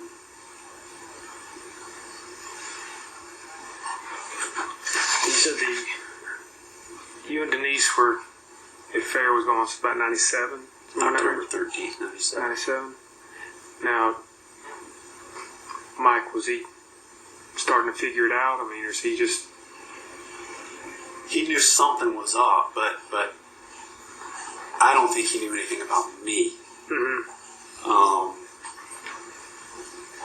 You know, but he knew something was up.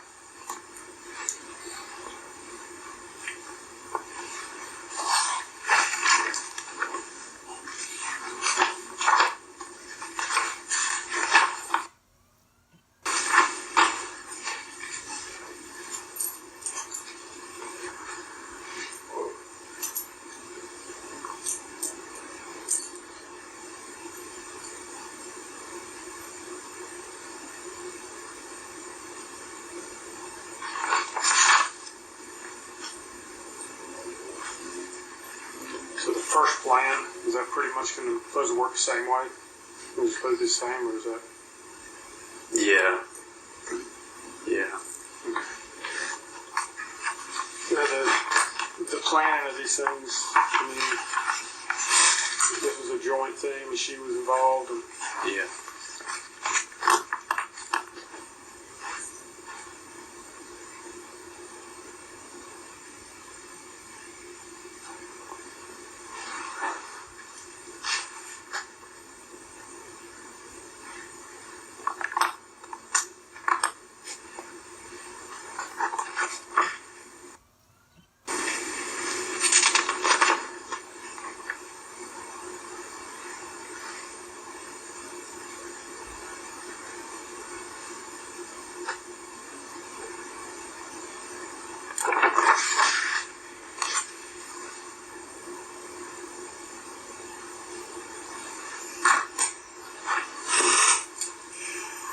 Was it just y'all at the lake?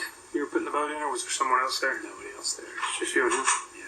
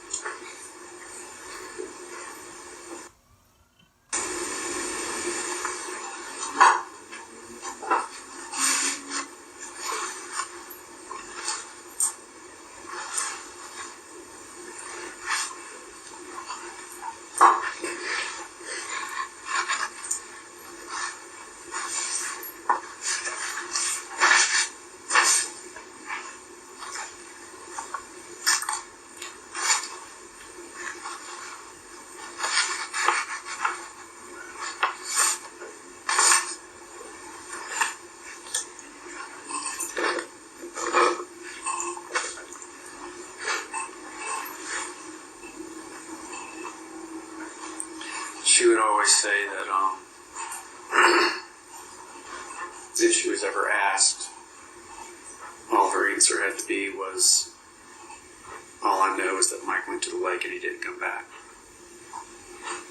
Did she ever say who she called from the house to set her alibi, or did she ever say she called anybody?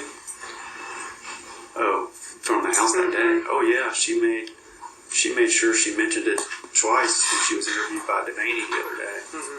specifically. I noticed that because that was going to be her cover story. Right.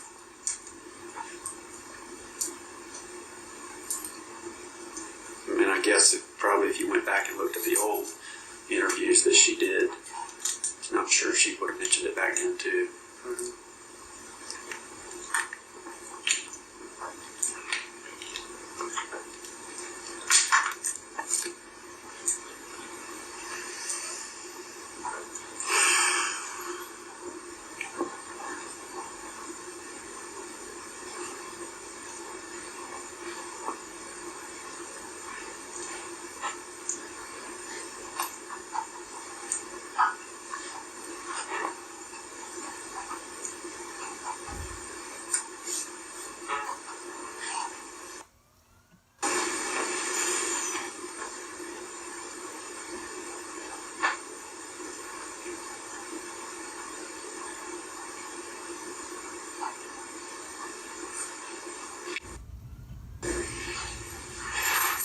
Have you been working on this for a while, or?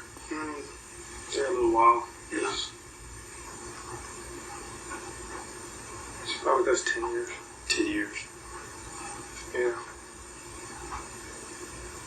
I'm sorry. I imagine it's got to be a load to get it off your mind after it took me for so long. Not really. I'm sure it's not a great load, but.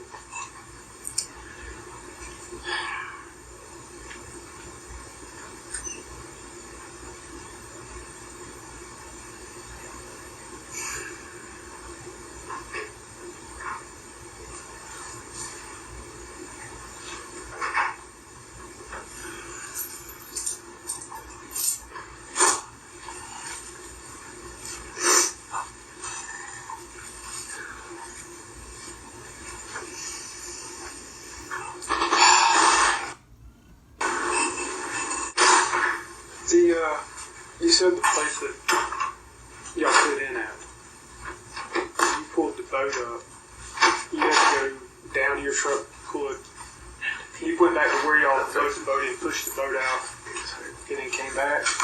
Like, we put the boat in here, so both of our vehicles were here. Right. When we went out on the water, we were down here near another landing. Okay. So I got If to that landing. I get you like if we get a computer with a map on it, maybe remind you a little bit. Of what? Just visualize some stuff. You can show us which boat ramps you're talking about, and then possibly where. Or I can just draw it on a yellow pad. I mean, Either way, I'll tear this page off and let you have it. so if this red line is River Road, the landing, this is the water. The landing where his truck and trailer and my truck were at is here.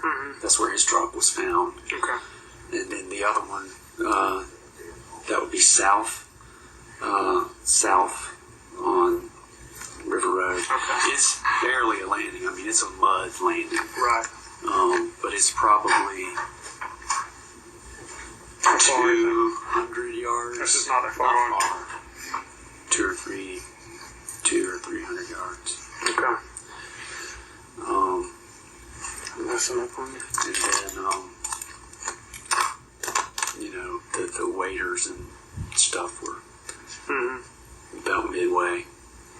So you came back in when y'all went out. Then when you came back in, you came into this landing. When I came in, I went to this one. This one, okay. I ran on shore from here to get my vehicle, drove my vehicle back to here. Was that along the highway or on the water? I mean, you can't really run on the water there. No, it's a paved road. Okay, so you were right along the road there. Yeah. Okay. Yeah. Okay. Alright. You said this landing was south. Yeah, this is north of here.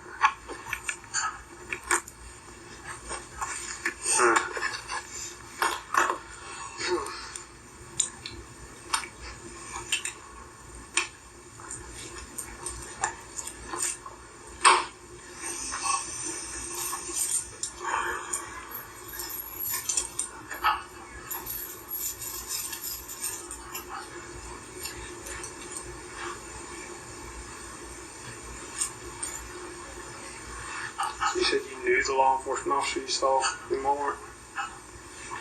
Mm-hmm.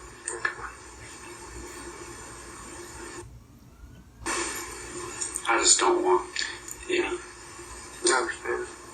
issues fall back on, on that guy, if possible. Yeah.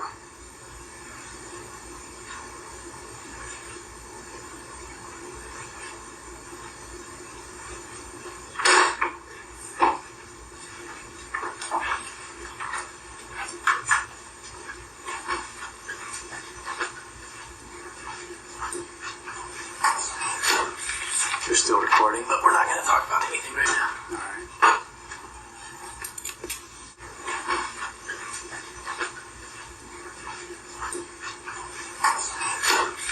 You're still recording, but we're not going to talk about anything right now. All right.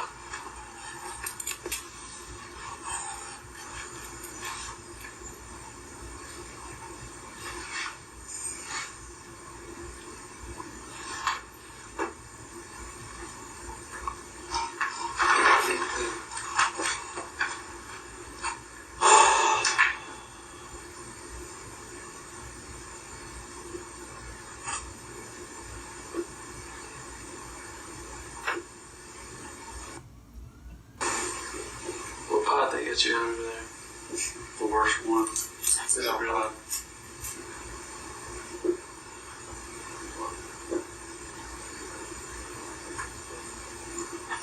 And I'm in there. Garcia. And, He talks a lot. me personally, I don't think so. I think it's BS, but From the other people there. yeah. Case jump. Yeah. There's a lot of it.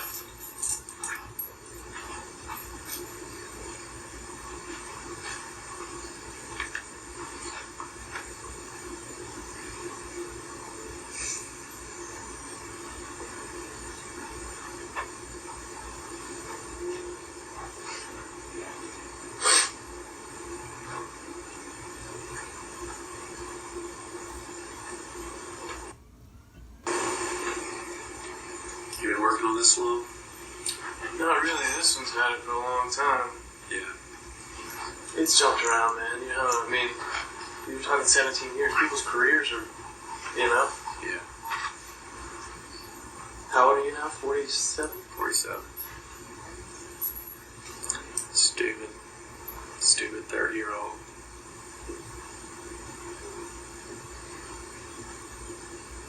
Man, 30 years old.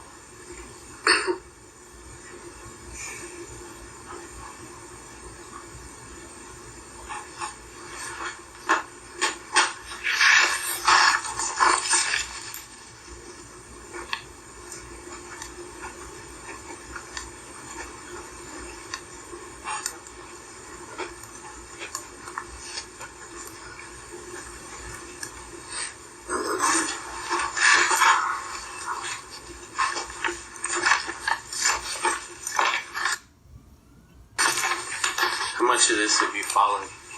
Like, and Good bit. yeah. As much as I could. Does it ever? And I'm trying to be careful without your attorneys being here because they'll stop, But Yeah. does it ever get to you? Every day, man. Yeah. Every day. I regret everything. Oh, How hard was it on you? I mean, like I say, I've been on this for a while.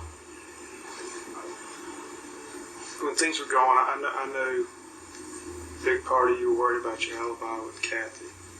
I know that was seemed to be a big worry to you there for a little while, I guess. But how much was Denise, was she keeping you in line, or was she trying to keep you?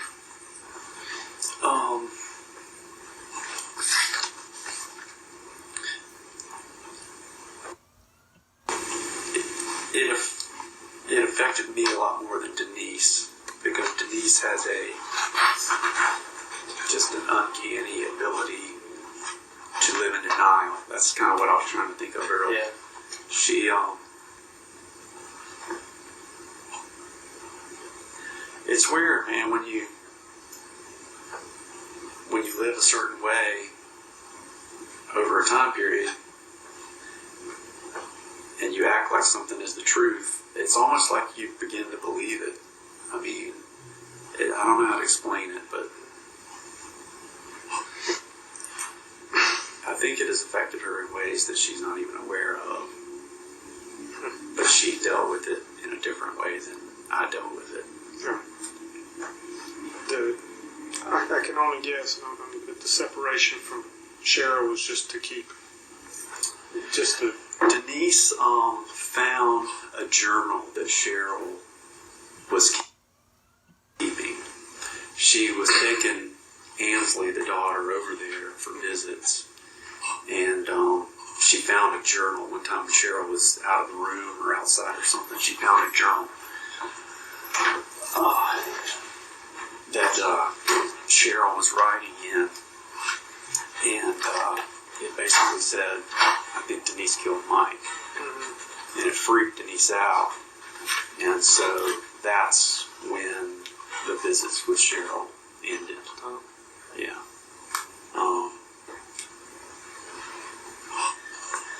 Alright, there's a couple questions now they're back in here that we can actually get back to. So when this all started, you guys, you discussed the plan, two different options. One was 4 y'all go boating, 2 fall over and 2 don't. And you kind of nixed that because Kathy. And then the second one was some sort of accident, missing person, drowning, I guess is what you came to. I mean, there were lots of things discussed Between the two of you. as far as possibilities and stuff like that. And How hard was she pushing you to make this happen?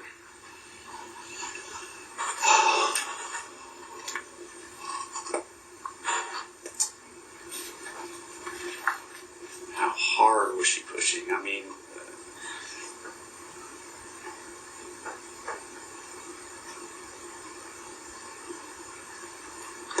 you want me to give you a percentage? Well, not a percentage. Like, I guess what I'm trying to get at is just kind of tell me how.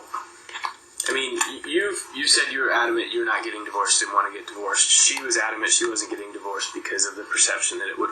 I mean, I understand her family background. You guys both come from, you know. I ended up saying I would. I didn't want to get divorced, but I ended up saying that I would get divorced. And that was kind of when it was decided she's not going to, she would not get divorced. And so she basically said, there's only one solution. That's what I'm trying to get to. Okay. The idea of taking a human life to allow you two to be together. Right. Where did that come from? Who did it come from? Yeah. Are we talking like the initial? I mean, the problem is there was lots of conversations about it.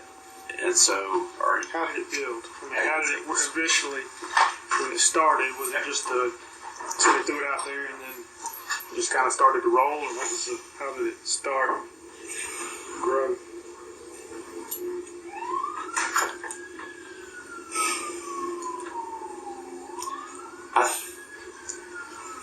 like I said, part of what caused it to build was the pressures and the situations surrounding it. The insurance policy. That's the Cotton State that was that was going to be going away. That I think that was a big pressure for her. I mean, because she knew the date and the timeline, but it was that this anniversary trip. I think she might have been getting pressure about having another baby that she didn't want to have.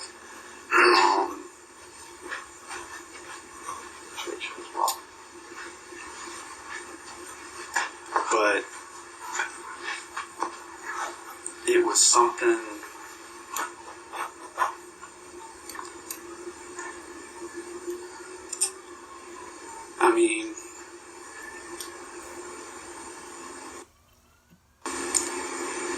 fine. I mean,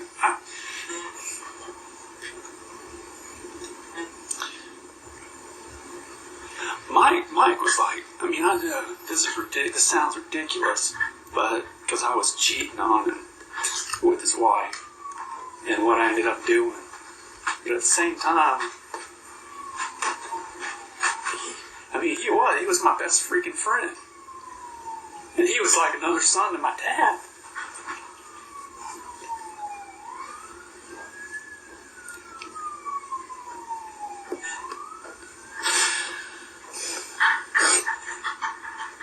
So,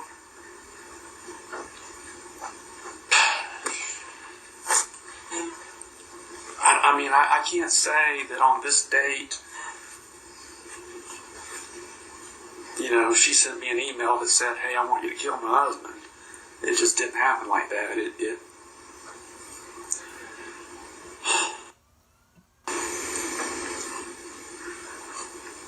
I guess I'd have to think about it some more. It's been 17 years, and Sounds like it all grew though from y'all to be together. That's kind of, is that how it grew? yeah. That was from, The insurance policies that were written. $250,000 was a Kansas City Life, Right. which was written by who? Me. And then a $500,000 was by somebody else, Cotton, States. and then $1 million by you. Right. During any of those was the discussion of Mike disappearing. No, on the 250. You mean like while it was me? Like when you guys are drafting $1 million life insurance policy for Mike, Right. did you and Denise intend on him disappearing to cash in on this? Okay. So no on the 250, no on the 500 because I didn't write it. On the $1 million.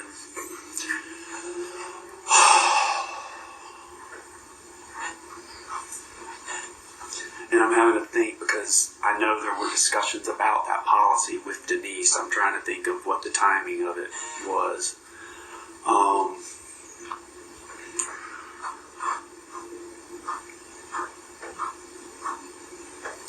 Yeah, I mean, we talked about it prior to the policy. Is that why you went with $1 million, or?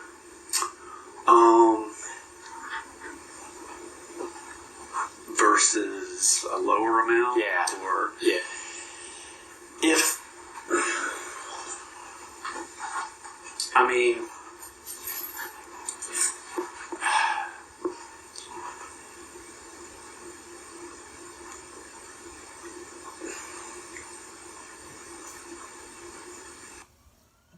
I don't know that I'm going to give you the, if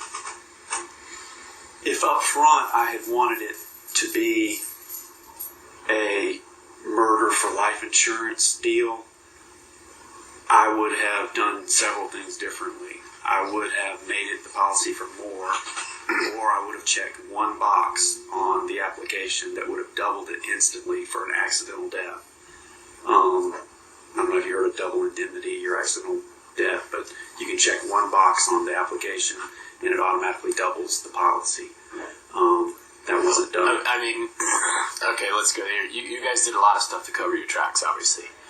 I mean, don't you think that would have made it a little bit more suspicious if you had checked the one box or accidental, and then 6 months later It could he have. disappeared? It could have. I mean, Where I'm going with that is you're telling me that there was not a thought process in this whole thing when writing this policy with her. With this discussion, we probably shouldn't check this box, so we're going to.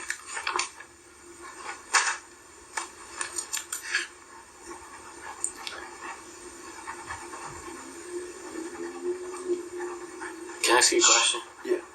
Are you worried about throwing her under the bus? no. Because you seem really hesitant when talking about her. And I've never met you. I've never met Denise, but I can tell you, I have a fear right now that you're minimizing her, and I don't know what it is. I'll tell you what it is. I want to make sure I tell you the truth. Okay. But I'm not going to exaggerate her I would role rather you not. Or my role. I'm not going to. That's what I'm doing. That's I'm perfectly fine with that. So- I had to ask because I was concerned. Emotionally, I mean, just I would like to throw her under the bus, and I throw her under the bus is the wrong way to put it. you know what I'm saying. Yeah, I don't want you to walk gonna- here. If she ordered me to do it, she held a gun. I'm not saying any of If that. I was going to come in here and try to exaggerate Denise's role, Yeah. I would have said she did it or something like that. I totally agree with you, sir. I totally agree. I'm just trying to be truthful and not I don't want to exaggerate anything Perfect. if possible. So, Perfect. there were definitely conversations about the $1 million policy. I'm trying to think of when those took place. There were conversations as the policy was being written between me and Denise about the amount. Mike was back and forth about the amount. Denise wanted it to be $1 million. I know. What's he back and forth between? You remember?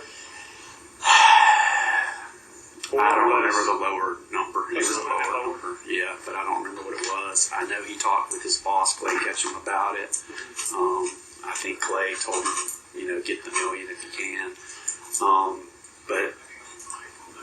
But yeah, Denise wanted him to have the $1 million policy. And there had been discussions prior to that policy being written about his death.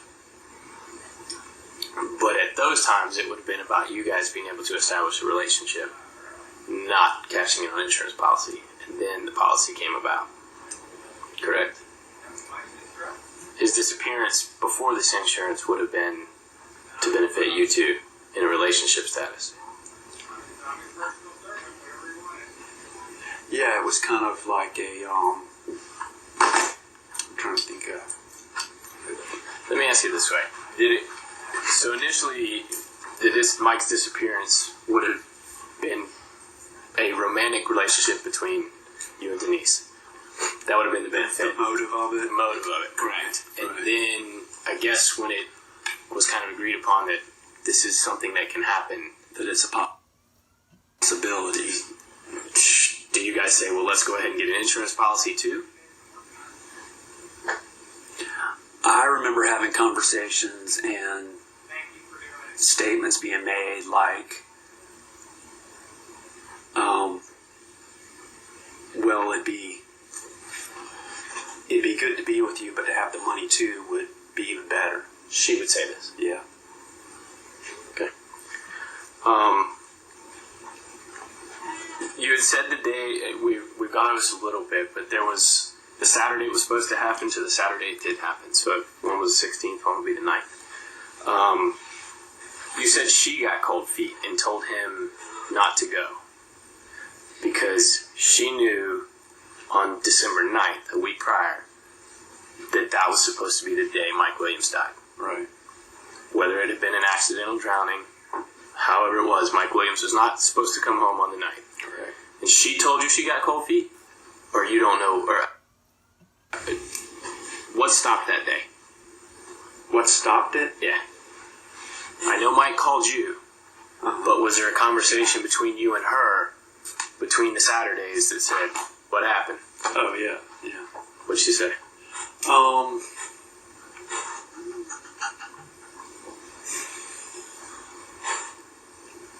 You remember you mentioned phone calls? She was concerned there were phone calls tied to her.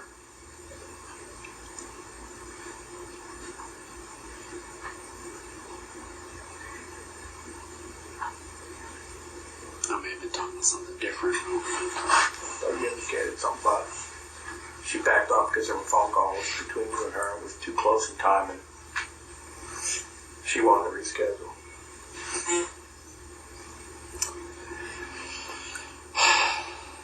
I can't. So you don't know why she got cold feet? Why she got cold feet? Well, let me ask you this. If you don't remember the exact reason why, did she tell you, I told him to stop? Going? Yes. Yeah. She told you I told him not to go? Yeah. Okay. Did she say why? I mean, not why, but did she say The reason was she knew what was going to happen. Right. That's why she told him not to. That's what I'm trying to get at. Okay. How did it get back going again the next Saturday? We just had conversation about it, and I think she knew it was and I'm just forgetting. I know there's maybe some other factors that were involved, but I know the life insurance was a big factor for her, expiring soon after that. The $500,000? Yeah. Okay. I know that was one. I know they were planning on going on this anniversary trip, and I think maybe there was some pressure by him for her to be having sex and having a baby or something that she didn't want to deal with.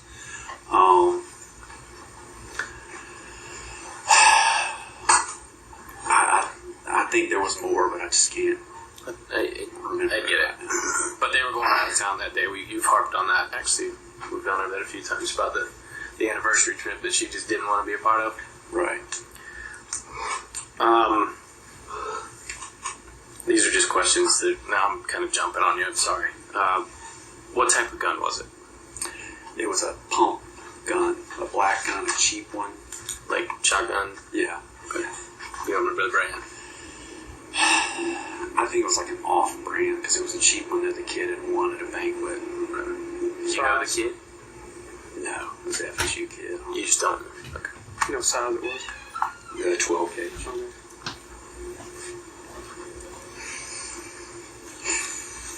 When you say, I know we talked about it, ain't gonna be there. When you threw it, it's not within this search area where they were at, was it? I mean, when you're right. No, I mean it's scattered down the road. South. Yeah. The whole plan, I mean, this whole incident, does it occur without, I mean, I know both of y'all are part of it, but does it occur without her pushing? For me on my own? Yeah, would you do it on your own? No.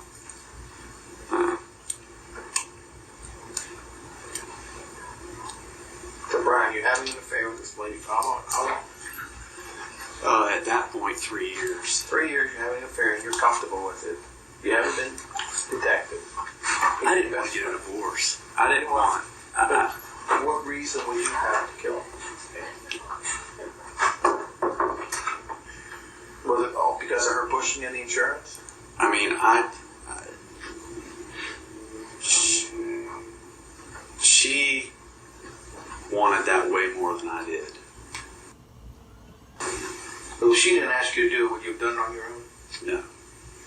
Did you make any money off this? Did she pay you any money? She did, I mean, in a roundabout way, benefits. I mean, we lived off You of. lived off, yeah. Yeah, but the only thing that I got out of it financially, other than living off of it, was anything that we bought jointly after we were married. But she kept all the money in her name, and I never pushed her, or never even asked for her to put it in my And name. when you recently got divorced, you didn't get any of that money as part of that agreement? All I got was my portion of any joint assets that were bought.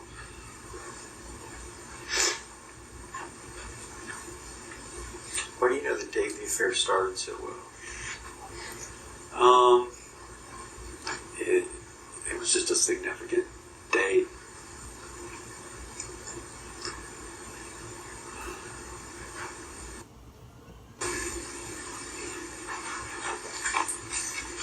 And you had conversations where she agreed not to talk about it. You don't talk about her, she won't talk about you, your involvement. Yeah, I mean, we both, I can't speak for her, but I looked at it like a situation where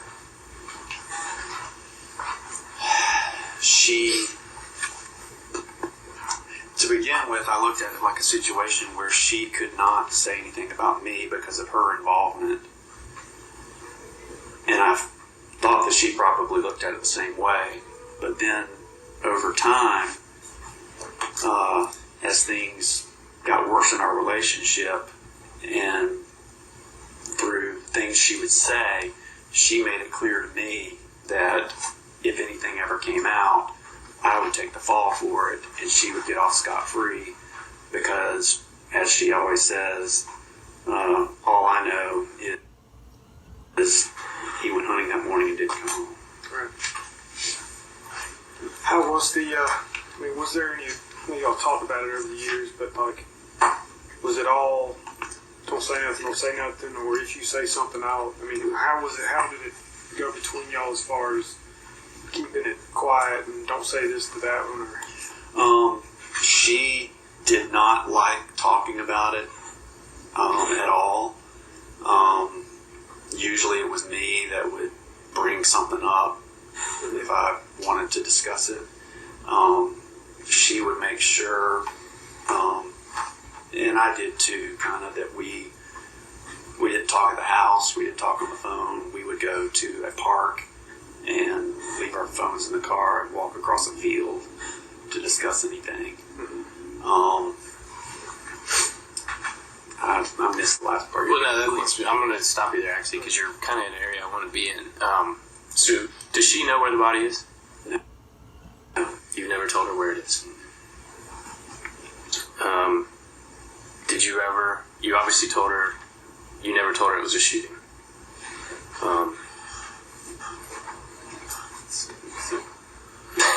You want me to take it over there? It's alright. I guess for that portion, that's it. You were going somewhere else. You mentioned that you couldn't remember, was it wrapped or just tarp laid over, or what? How did you configure it with the weights and the tarp and all? I didn't do anything with the weights. I mean, my thinking with the weights was I'll sink it. That was discarded when I got to the area. Okay.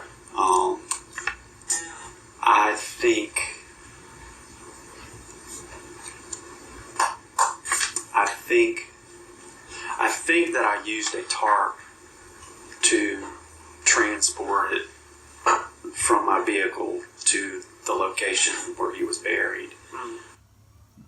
I don't remember if the tarp was still wrapped or if I laid it on top.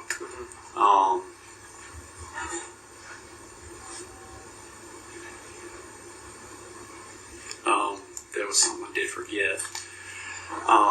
After I did that, there were things in my vehicle that, because of his body being there, there was blood in my vehicle. And so there were things in my vehicle that had blood on them. And I took those things and put them in a dumpster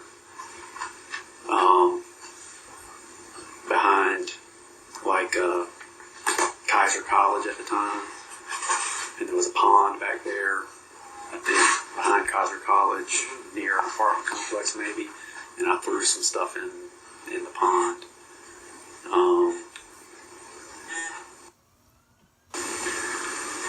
Talking about like tools or like clothing or? Yeah, clothing and just whatever that was in my car that had blood on it. Okay. How, Let's just do this. Let's look. I hate to make it go this way, but when you disposed of the body, as much detail as you possibly can.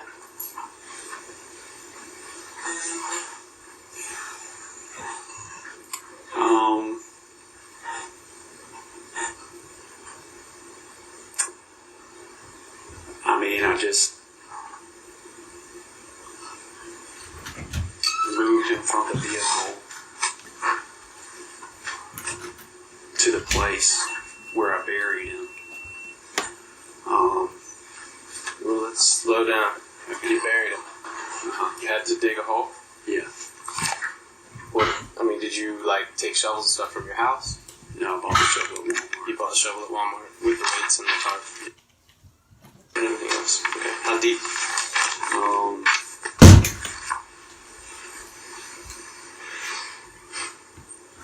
I don't know how deep, but maybe on top.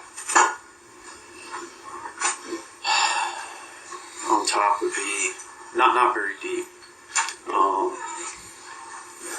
On top would be a foot to 2 feet. because you put a body in it. Yeah. I mean, what you take out, it always comes back more somehow. Right.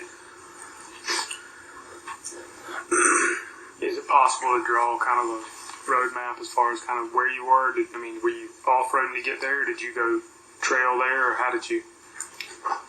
I got there with my vehicle. I mean, you can get there with you can get there with vehicles. Mm-hmm. But my guess is currently that there's probably water in the area, but I still don't think it would be an issue to recover. And you know, a lot of it is closure for people too, to be able to get that back. One question I keep overlooking, and this is when we stopped the recorders. You were worried about the law enforcement officer. One of two things. One, that person's probably come forward. I don't know who you're talking about. Right. And maybe Tully does because he's been around long enough. But it's not an issue of getting an officer in trouble. Okay. You know a lot of people in Tallahassee. You grew up here. Just because somebody saw you at a store is not going to tie them to a crime. Yeah. Who is it? I just don't want him to take flack because he's a really good guy. We've all had it. We've all had these situations where you know somebody. I mean, is that something I can tell you? Like, I don't know. It's one of those full disclosure. What are you? guy sees you. He's just so you Walmart, man. I know. He's just a good guy. And here's the thing. I hate to say it to make it sound like this, but it's almost like I have to confirm a lot of stuff you're saying. Yeah. And this guy could probably say, "Yep, I did see him." I don't even know if He never asked, and that's it. I hope he won't remember it, but it was Mike Phillips. Okay. Who's he with? Sheriff's office. No, he's at FDLE. Isn't he a supervisor over? Isn't that the main supervisor? No, not now.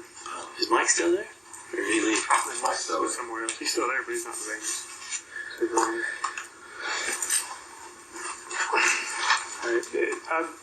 Could you draw a map best you could as far as to where the body's at?